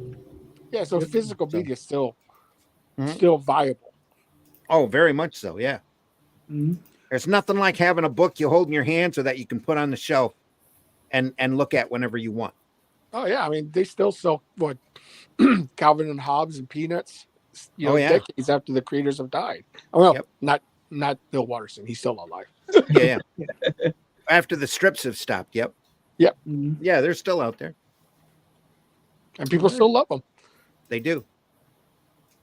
All right, cool. And Marvel and DC is still print stuff that are 60 years old, you know?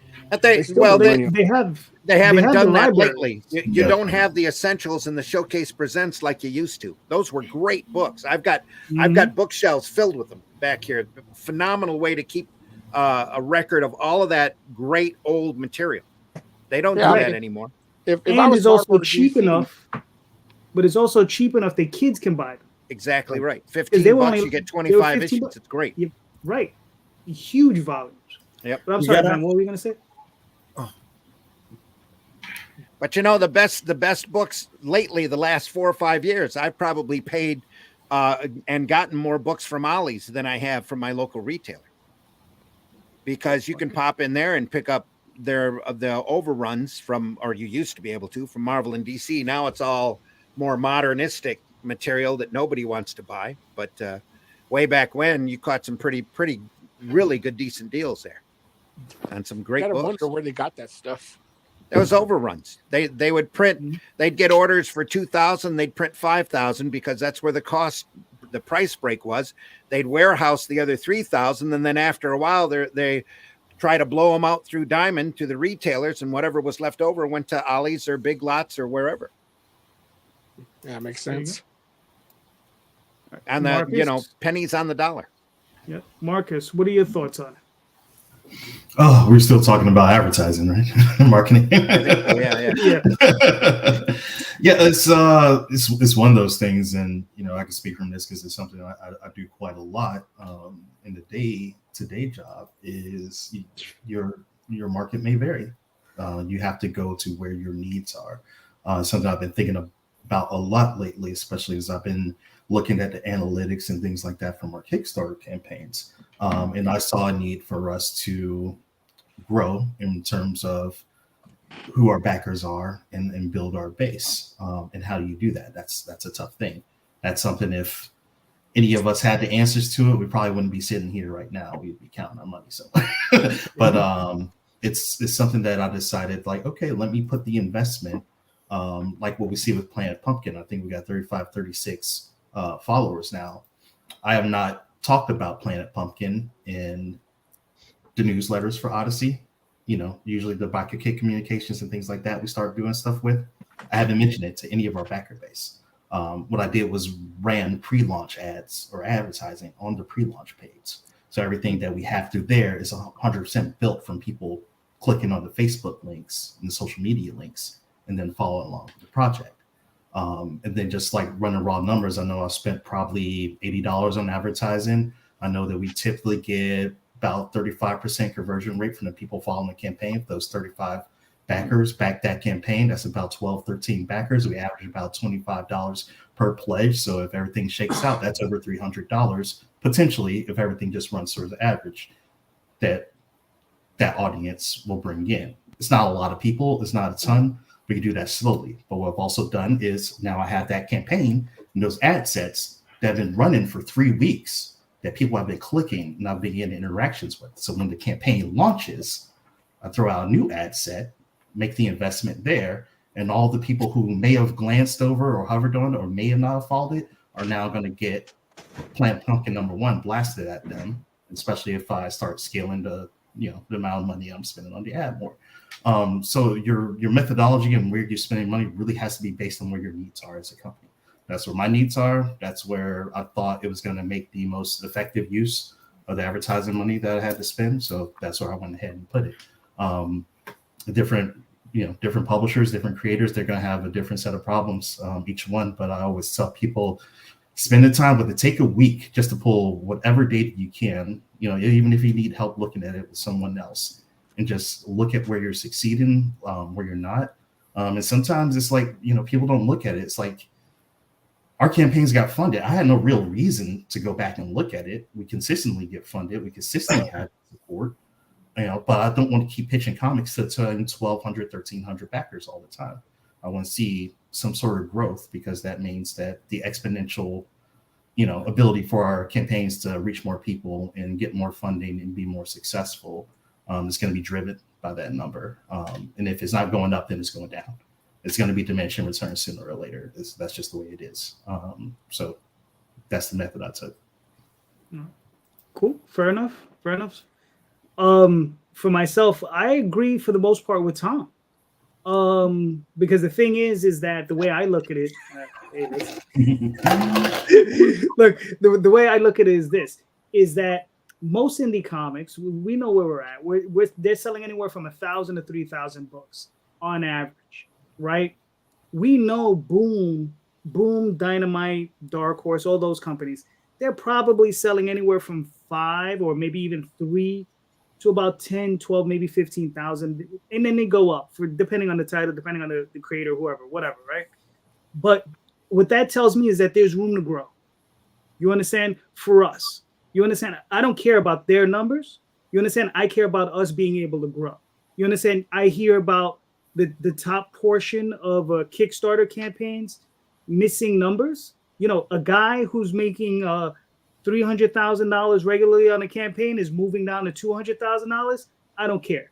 You understand? But if I can move my $3,000 campaign to $5,000, that's something to me. I got room to grow. They might be shrinking, but I still got room to grow because those fans who is collecting are still there. So I can still push up. So that's why I agree with Tom, because I do feel that we have indie fans out there. We just got to reach, you know, like I said, Neil Gaiman attracted 33,000 plus buyers, comic book buyers to his stuff. You understand? Independent comic book buyers. Now, I'm not Neil, but I'm not looking to get 33,000. If I could get 400 or 500 on a campaign, listen, I'll be happy. I'm looking to get 33,000. What the fuck are you talking about, bro? We'll take anybody that wants to buy the fucking book. Right. You know, but the thing is, you know, realistically, we know we're not going to get 33,000, right? But if we get 400 or 500, 600, 700, that'd be great. Right. But we know there's room to grow. You understand? Yeah, look at Polito, right? Polito pulls in like a regular 2,500 backers. 2,500. That's not even remotely close to what Neil did. But Polito is like top of the charts as far as indie comics guys go. And he does a regular like 2,500-ish backers. So if we're all down here, you know, with our 1, 2, 3, 400, if we could even get ourselves to like 800, 900 backers, it changes everything for us. Yep. So we need the awareness, you know, not just for crowdfunding, but retail and comic cons and everything. We just need the awareness funnel, the sales grail, as JD created, the sales grail. You know, we just need that awareness. The two things to keep in mind here is Polito didn't reach that number overnight. No, not at all. No, not at all. He did a lot of hard work towards it, and he does videos to show you how what his thought process was in order to obtain it. And the second thing is there's such a concept around an alternative in indie comics that there is an enclosed pie, that there's only so much of that stuff that goes around, and if you take customers from, if you get extra customers, you're taking those customers from me, and that's not the way this works. And everybody needs to realize that, as Brian K. Morris likes to say, a rising tide raises all boats. Everybody needs to figure out if anything works. They need to tell everybody else how it works and not be afraid and keep it enclosed to themselves, thinking that they've got the secret sauce and everybody else can go hang. Yep. Yeah. And part of Polito's success came from, this is very vital to this, what we're talking about, came from going back into retail on his own. He did Kickstarters for 2 years to kind of rebrand himself.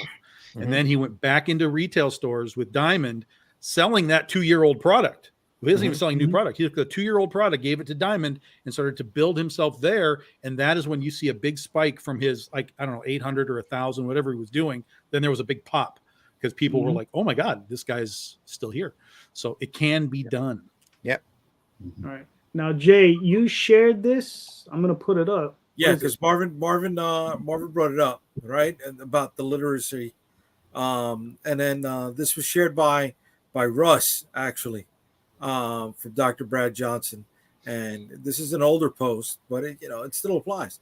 Did you know that the comic book average at 53.5 rare words per 1,000, compared with an average 30.9 rare words per 1,000 in children's books, and also higher than the adult average of 52.7. Let students read comics if it'll get them reading. Yep. Yep. Yeah, those Twilight books really took that average down, but you know. There you go. Yeah, tell them to read some Lovecraft. That'll bring it up. Asimov. And all the people who buy this applies to me as a kid. I wasn't reading comic books. I wasn't, I wasn't reading the the stuff that I needed to read in school, right? I was told read Huck Finn, read Jules Verne, and okay, yes, are they classics? But it wasn't grabbing my interest. Classics, Right? And the best thing the best gift my mom ever gave me was letting me read comic books. Yes, it was. That's what cheap. Classics Illustrated were for. Mm-hmm. Right. But I was reading the Doctor Strange Cloak and Dagger 2-pack, right? The 2-in-1 issue. I was going after that, and I spent all day at grandma's just on the floor going back and forth between that book, that comic book. Excuse me. There was that financial barrier of entry wasn't there the way it is today for younger kids. I mean, All right, with so answer your question. Everything else, are the prices any different than they were then with inflation? So if you add inflation to the price of that book, it's probably the same or more expensive. Okay. Yeah. The problem is that paychecks don't match inflation. Yeah, that's unfortunate. Like we mentioned that video games are expensive. Video games are actually one of the most cost-effective things that we have these days, especially compared to how many hundreds of millions of dollars average video game budget has now. A Nintendo 64 cartridge back in 1998 or 2000, whenever it was like $60. And new video game now is $70. It's actually has stayed under the rate of inflation. They're more cost effective than they ever have been. Well, people's money is tighter now. That could be because they're paying their developers less too. So yeah. Well, the main advantage comics has is the barrier to entry is very, very low. I mean, if you look at comics, it's about as simplistic a thing that you can do. All you need is your imagination, a piece of paper, and a pencil. You can start making a comic. Mm-hmm. Okay, when you're making a movie or you're making a TV show, making a video game, that employs dozens of people, hundreds of people, even and the cost, the upfront initial costs is tremendous. But for comics, that's the beauty of comics, and this is the simplicity. The fact is that anybody actually, if you wanted to, can do a comic. And that's what gives us an advantage, is that if we can create something that will entertain people, then the return on investment is really good. What's that? That's the Cat Kid Comic Club. Cool. You haven't seen that book, Scholastic. Dave Pilkey does that. Same guy does Dogman. Dogman. This has done more to get kids into comics than what Marvel and DC has done the last 10 years. This book especially, because it teaches kids how to draw poop. Those are important skills to have. Those are very important skills. Absolutely. Nothing like teenage. Most of the early stuff you're going to do is going to be shit anyway. So spider poop, all of that stuff is all right here, man. And it's great. It's the most simplistic looking, horribly drawn, elementary school illustrations that you can imagine. But it tells kids to draw comics. The whole first book is the teacher who has the after school class teaching all these little funny animal characters how to draw comics, freaks out because the first sets of comics that they do are ultra violent, or they have to deal with poop or puke or whatever. And it takes her almost the whole book to realize that this is a way of expression. This is a way for the kids to express themselves and to say things and do things that they wouldn't do in real life. Just like those old Looney Tunes we used to watch, where you drop an anvil on the coyote's head. But and she comes to terms with that and goes, yeah, let's do all this stuff because it's stretching the kids' imaginations. It's a great book. So yeah, I mean, Jay, you never answered your own question though. I don't even remember what I asked. Advertising. You're still hungry. Advertising. Yeah. Sorry, you're still recovering from yesterday. What the hell? I'm still recovering from yesterday. No, I do think there needs to be a joint effort to advertise from all the way down from the publishers to the distributors, to the bigger ones that are out there. And even the retailers need to make a joint effort. If I don't want to say save the industry, but if we're going to bring more people into the stores, They have to gotta- open their arms up to a wider audience. And that's been a big problem for the last 40 years because, like we said before, Diamond never tried to stretch out this industry. The retailers were busy just staying on top of what they had and what was coming in. And the publishers really didn't care as long as they were making money. You actually bring up a pretty interesting point. I mean, I have been trying to convince Antarctic Press to do retail point of sale posters again. You know, I don't know if publishers still do that anymore, but back in the old days, back in my day, Back in the good old publishers days. would send out these packets full of posters and advertisements, and You have to things pay like for that the now. You have retailer I was can going to say, actually- you know when that stopped, when Diamond insisted that you pay Yep. to have it sent around. You have to have Yeah, you have to pay yeah. for the pros. You have to pay for the prints. You have to pay for it to be sent around, and you have to pay for a barcode for all Yep, of you them got to put because they have to barcodes in scan them.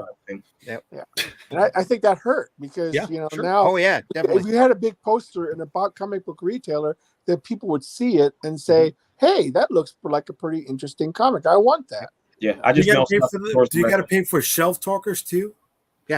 Yeah, Everything, anything all of that, anything yeah. that goes through Diamond has to have a separate UPC. Wow. Even free comic book day isn't free to the retailer. They have to pay for the postage for the shipment. Mhm. The only way to get around it, it has to be a packing.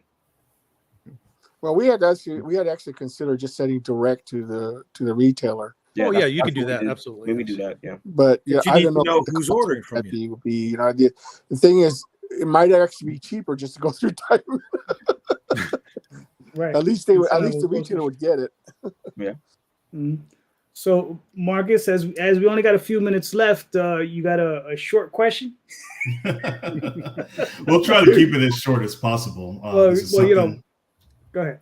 I was going to say this is something I wanted to, ask the panel today because it's something that I was asked recently. We've been talking a lot about the business end of comics as we typically do, but I really wanted to talk about the personal side. I was recently speaking with someone at Emerald City, and they were just kind of asking me how they were a young creator. They were looking to find their thing, and it's weird when I get these questions because I still feel like a baby and I don't know shit. And they're like, how'd you find basically what you're good at in comics? Like, we're all doing things. We're all in our separate little spaces, and we all do very different things collectively. But how you come about and how you find that place and where your niche is in the industry is something that's different for everybody. And I basically told that person, I just did a bunch of stuff and threw things at the wall to see what stick. And over that process, and over that process, I come to find the things that I do very well. And I knew when I came into doing comics, I'm a good artist, but I'm not going to be a world-beating artist that's going to really make a name for himself in that way. I'm a decent writer, but I'm not going to be the next Guild Gaming or anything like that. But what I can do is a bit of a polymath when it comes to getting books together and everything. And when it comes to editorial stuff as an editor, I'm fucking insane. So editing and publishing became my thing because I saw that was the one area that I could outpace probably 99% of the people working in comics just by the sheer glut and my ability to get a team together, collaborate, and build out a book. And I think all of us have had similar experiences to led us to what we're doing now and how we came about finding that path for ourselves. Cool. Ben, so what do you think of the question? Or what do you think is your biggest strength? Or how'd you find it? Been sleeping. Yeah, he might have stepped away. He must have. All right, so let's skip over. Tom. Maybe he celebrated too much last night. Too. I started wanting to be an artist and realized quickly that wasn't going to work. And so I put it aside after I never really gave it a true run, to be honest, but I realized at a point it was like, okay, maybe I'm okay, but I've learned the basics and now I've got to learn how to draw a horse and a car and all this other crap. And this is not going to work. So that's where I just kind of fell into the writing side because I had created Critter. That's what I was drawing. And I was like, well, maybe I could write a story for this character and see where that goes. And so that's where I started writing the Critter story. And as I wrote that story and we were producing it, it was moving slowly because we weren't on any deadlines. And that's when I started to try a different genre. And that's where Penny for Your Soul kind of came in. And so I was writing different things at the same time. But for me, everything, I knew nothing. And everything that I did through the progression of dumping art to becoming a writer to finding artists to all of that, it was literally just I'm going to trip. I learned something. I tripped. I learned something. I tripped. I learned something. And all the way up to now, I can produce a book outside of the art. I can produce it from writing to art direction to editing to printing to public. I can do the whole thing. But that's 14 years of tripping and learning and then absorbing that ability into my skill set. I'm still a writer, but I am competent in basically all of the production elements of making a comic, shipping a comic, marketing a comic, all that kind of stuff. But all of that was just learned because I wanted to learn it or because it was a requirement to learn it because I didn't have anybody else to do it. Cool. Randy? You get a real passion for the business once you get into it and decide that that's what you're going to do. Me, I grew up with it. I loved back when they were running that hashtag comics broke me. I was running a hashtag comics saved me because comics kept me sane. Most of my youth, grew up in a very repressive household and comics were literally my thing. I lived and breathed comics. That was it. Went to the library, learned everything about it. Wasn't allowed to buy superheroes for a while because they were too violent. But once I was able to buy them, I amassed a huge collection. I learned how they were done. And it just was a passion for me. And there's some stuff that I can do everything in, like I do HeroBot Zero, where I do all the work on it.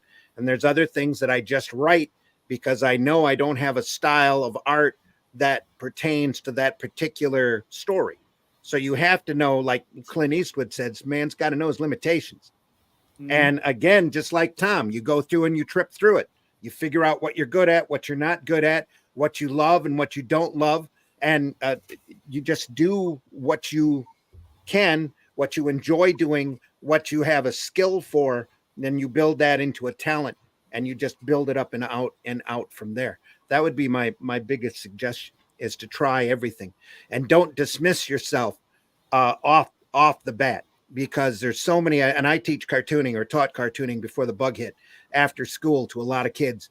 You get a little switch in your brain, and once you tell yourself you can't do something, you're not going to be able to do it. And it's a matter of going out and trying and doing. And a lot of it's just skill. It's like learning how to play a guitar. You want to learn how to play a guitar, do it. Keep doing it until you learn it. And comics are the same way. It's just like any other artistic skill. You want to learn how to paint, same thing happens. It's not just being able to walk up and put a brush with paint on a canvas. You learn all the techniques, you learn the different tricks of the trade, and you do it, and you either love doing it and you keep doing it, or you don't.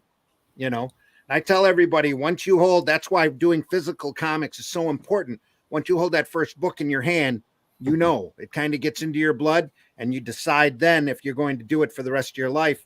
And that's all you want to do. And for me, that's what it was. All right, cool. Marvin? I mean, I think didn't I already answer? Trial and error.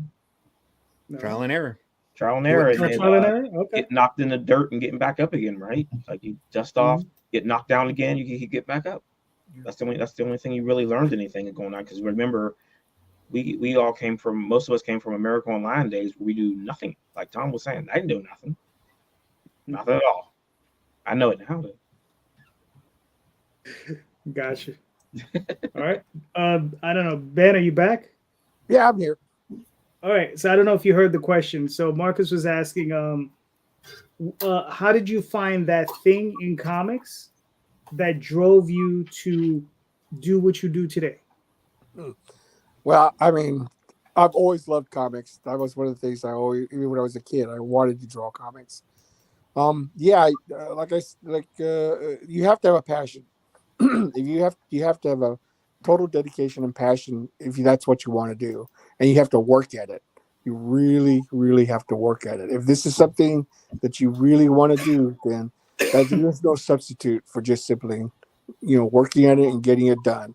You can't make excuses. You can't say, "Oh, I don't have time. I can't do this." Blah blah blah. And you follow the three. There's 3 things I was told that will get you success in life. You have to be either really good, you have to be either really reliable, or you have to be personable. If you got 2 of those things, then you'll probably do pretty well. And it's just one of those. Also, get to know people. Build bridges. Make friends. Try to get wisdom from people who've been down the road already. Ask questions. The thing about it is that I'm never afraid to ask people things. And because my feeling is that the worst they can say is no. If they say that, then you move on. But like I said, it's just if this is something you want to do, then just do it. Just quote Nike, do it. Just do it. Just do it. Like a good neighbor. It's so easy to get discouraged too by not being perfect right off the bat. I sales suck. Tell everybody that what Dave Sims was right in saying everybody has 2,000 incredibly lousy pages in them, and then once you hit the 2,000th and first, you might actually know what you're doing. Wow, that's a high watermark. Oh, whenever anybody asks me that question, I say that just remember that anything you first try out, you're going to suck at. Absolutely, yeah. Absolutely. First time you do something, you're going to be terrible at it. So just accept that it's going to be bad and get better. Yeah. I tell everyone, your first comic probably wasn't that good. It just, yeah, it just is what it is. Just the first.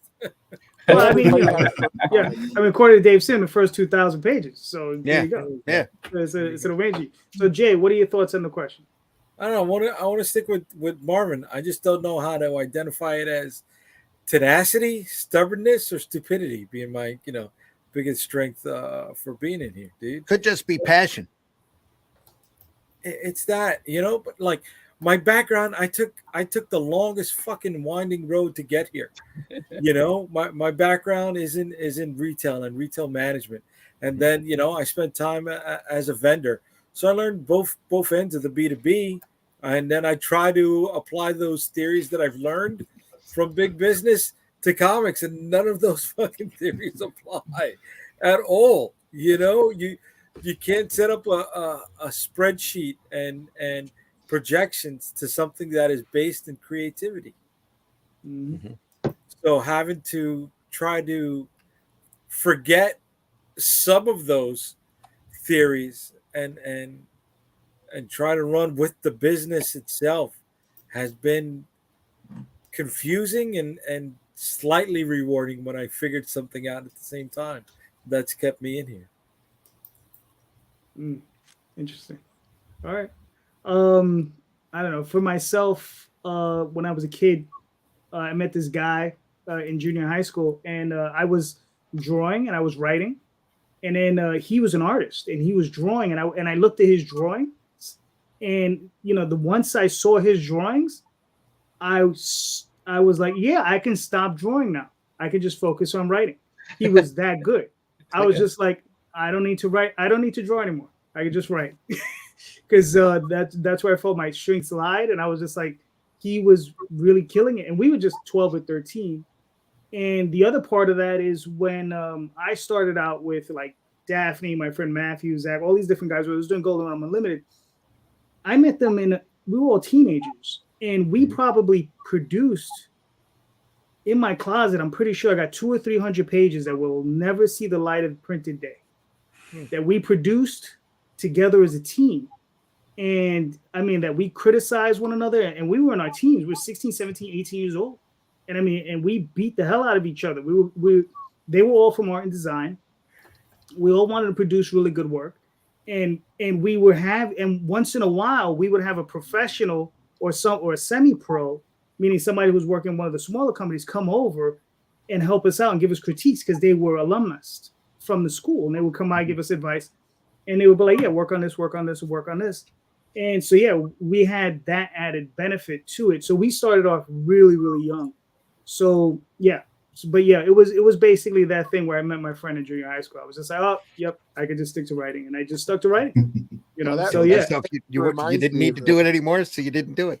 Exactly. That reminds me back in the day, there used to be like Marvel and DC bullpens where artists would actually work together in one room, and they would compete with each other. They would share ideas with each other. That's certainly missing nowadays with the CrossGen tried that, and it didn't go so well. That was more of a compound. Yeah. Situation. Unless he ran out of money. Well, he didn't. That too. Well, yeah, but even the system, like you talked to some of those guys that lived in that system, it was just grating. Yep. Rather than but it usually made them better artists because it's something about competition. When you have, that makes sense. Yeah, we have a group of artists together. You're always trying to one up each other. You're always trying to do better than the other guy. And that improves the whole thing. Everyone improves. Because you're. I'm not saying that you're in a direct competition, but you see what this guy's doing. And sometimes you get some good ideas. You say, oh, I like the way you drew your hands. I like the way you drew your feet. I like the way you drew your face. I'm sure there was some borrowing here and there, and all that kind of. And plus, maybe there was no love lost between fellow artists. I don't know if Jack Kirby or Steve Ditko, were friends. But at least if you're in an environment where you're working, it's there can be some creative synergy going on there. I get that with my artists at Big Dog Inc. Like we'll be in just showing pages and stuff on a show, and like I'll have a couple of artists, and the other artist who it's not his work, he's looking at it like, God damn, like you're doing really good with that, and like I love how you did this and whatever. And so I hear it all the time, like, dude, that guy you got is really good. I got to step up myself and like look good within the brand. And I'm like, I mean, Energy Press actually had we had a bullpen at one time, before it was like, especially during the 90s and the early 2000s, when we had our main office building, we actually had artists come in, and we would draw in the office building, and there was a synergy. And also, if things fell behind, then one artist could come in and help out, and say, oh, I'm really behind on this issue. Can you help me with this? Or one artist would help, if we needed a cover, we could bang out a cover one day because there was an artist there to do it, The early days of Image where they were all inking each other and, and they were helping each other out. So, I mean, I'm sure those days are long gone, but, those were interesting. They're interesting times. Well, it's one direction for us with Odyssey, and you guys probably might think I'm crazy too, saying this, is, everything's creator owned with us. We do everything through submissions and development. And, as I talked about how I sort of found my lane, that's also the thing that I think when it comes to publishing, that is also a niche for us too. It's the development side, what we do at Odyssey. Like a lot of publishers have these horror stories and things like that of teams that they've dealt with. And at Odyssey, I don't have any of that. The vibes are 100% positive for 100% of the projects.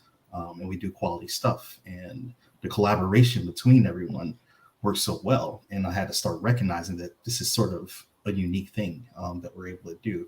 So we're shifting more from publishing comics, I would say, in a traditional sense, where we're taking submissions and everything like that. Now we're doing our first efforts where we're just bringing aboard teams, and we're developing something that works within the Odyssey ecosystem and what our fans and our readers like to see from us.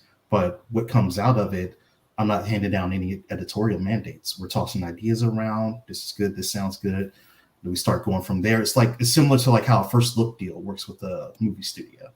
If you have Christopher Nolan or something that comes aboard, WB isn't going to browbeat him too much about what particular thing he's looking to develop. They want to ensure the quality's there, make sure that it works from them from a business standpoint, but believe in the process and development and where things are going from there. So we're going to see how it works out. But as I think, we continue to release more stuff this year, people are going to start seeing it if they haven't seen already, where we were operating before we sort of started this technique and where we are now. What we're seeing is higher quality of books that we're putting out. Stories are getting sharper and better. The teams are getting better. People are passing the word around. So now, the submissions that I'm getting are coming from, and the people looking to work with us are people that are coming from the big 2, the big 3, big 4, however you want to break it down, things like that, off the strength of what we've been able to do. So it's like, I know in the grand scheme of things, it's not something that will work for a lot of people because I'm a psychopath and I don't mind being attached to 24 different projects at a time and not sleeping and things like that. But I found also that's where I get my energy from when it comes to the development side of comics. I love burning myself the fuck out, like working on a bunch of stuff, but like getting it to the finish line and helping people out from that standpoint. And so far it's been doing, good on the business side for us too. So we're just going to make that part of our identity as a company. So yeah, if people got ideas and they think that they got a team, they could put something, like I just did that with Team Now. I actually passed on their idea, but I was like, I love this team. So come in, we'll get a room together. We'll, hatch out a deal to go into a developmental partnership, and then let's make a cool fucking comic book and try to make it awesome. That's all I'm looking to do. All right, cool. So listen, gentlemen, we made it to hour 2. This was awesome. Thank you so much for being here, guys. And let's start with Randy. Where can they find you and your work, sir? You can find my work at aerocomics.store. You can find Little Spank the Monkey over there, some Herobot Zero, Calico Shard, and Paragon coming soon. Fool will be over there, and another book we didn't even campaign called Alice in Chains that I'm really, really proud of. Other than that, you can find me Friday mornings at 5 a.m. at Comics by Night, and Sunday mornings at 9 a.m. These are Eastern Standard times for Sunday Funnies, where we look through comics and great sequential art that inspire, that are meant to inspire. And we talk with different longtime professionals like myself about different techniques and different things about these books. Like just this morning, we went through Almuric by Roy Thomas and Tim Conrad. Nice. And if you've never seen that product, that was a great product based off of a science fantasy novel by Edgar Rice Burroughs. No, by Robert E. Howard wrote that. But that's where you can find me. If you want to contact me personally, I'm usually on Facebook, hardly ever on X, because that's a bastion of hate and trolling, and I'm not into negativity and stuff like that. So you find me on Facebook more than anywhere. Gotcha. I don't know if Marvin is still there. I think he had to step away. Marvin. All right. Ben, where can they find you and your work, sir? Well, you can go to my website, benduncomics.com, or you can find me on Facebook. I am on X. I'm on TikTok, Instagram, and that's you can usually find me pretty easily. I also have a YouTube channel that I do daily diary type things, so you can find me there as well. Nice. Cool. Yeah, you definitely want to follow Ben on TikTok. Those dances are yes. Tom, where can they find you and your work, sir? I am mostly Facebook, guys. That's where we kind of start everything, and then it all filters out to Instagram, Twitter. We have a Patreon as well, BigDogInc.com. I'll take you right to our web store, and we'll be launching the next issue of Critter number 23, April 6th for our next issue. All right, cool. Marcus? OdysseyComics.com. Easy enough. Easy enough. Mr. Rosario? UnstoppableComics.com. You'll find all of my social media links there. And we are launching the next New York versus the World in 2 weeks. So hopefully you come hang out with us. All right, cool. Well, I'm here most Sundays, and where do I even begin? I'm messing up the end of my own show. But listen, you can find me on Twitter, Facebook, all these different places, whatever. But look, in the show notes, all these different links to all these different projects from all these various creators. Go click on those links. Go buy some books. Go back some books. Go watch out for the future campaigns that are coming up, all right? And just remember, read more comics, especially ours. Thank you so much, guys. Have a great night. Take care, everybody. Bye-bye.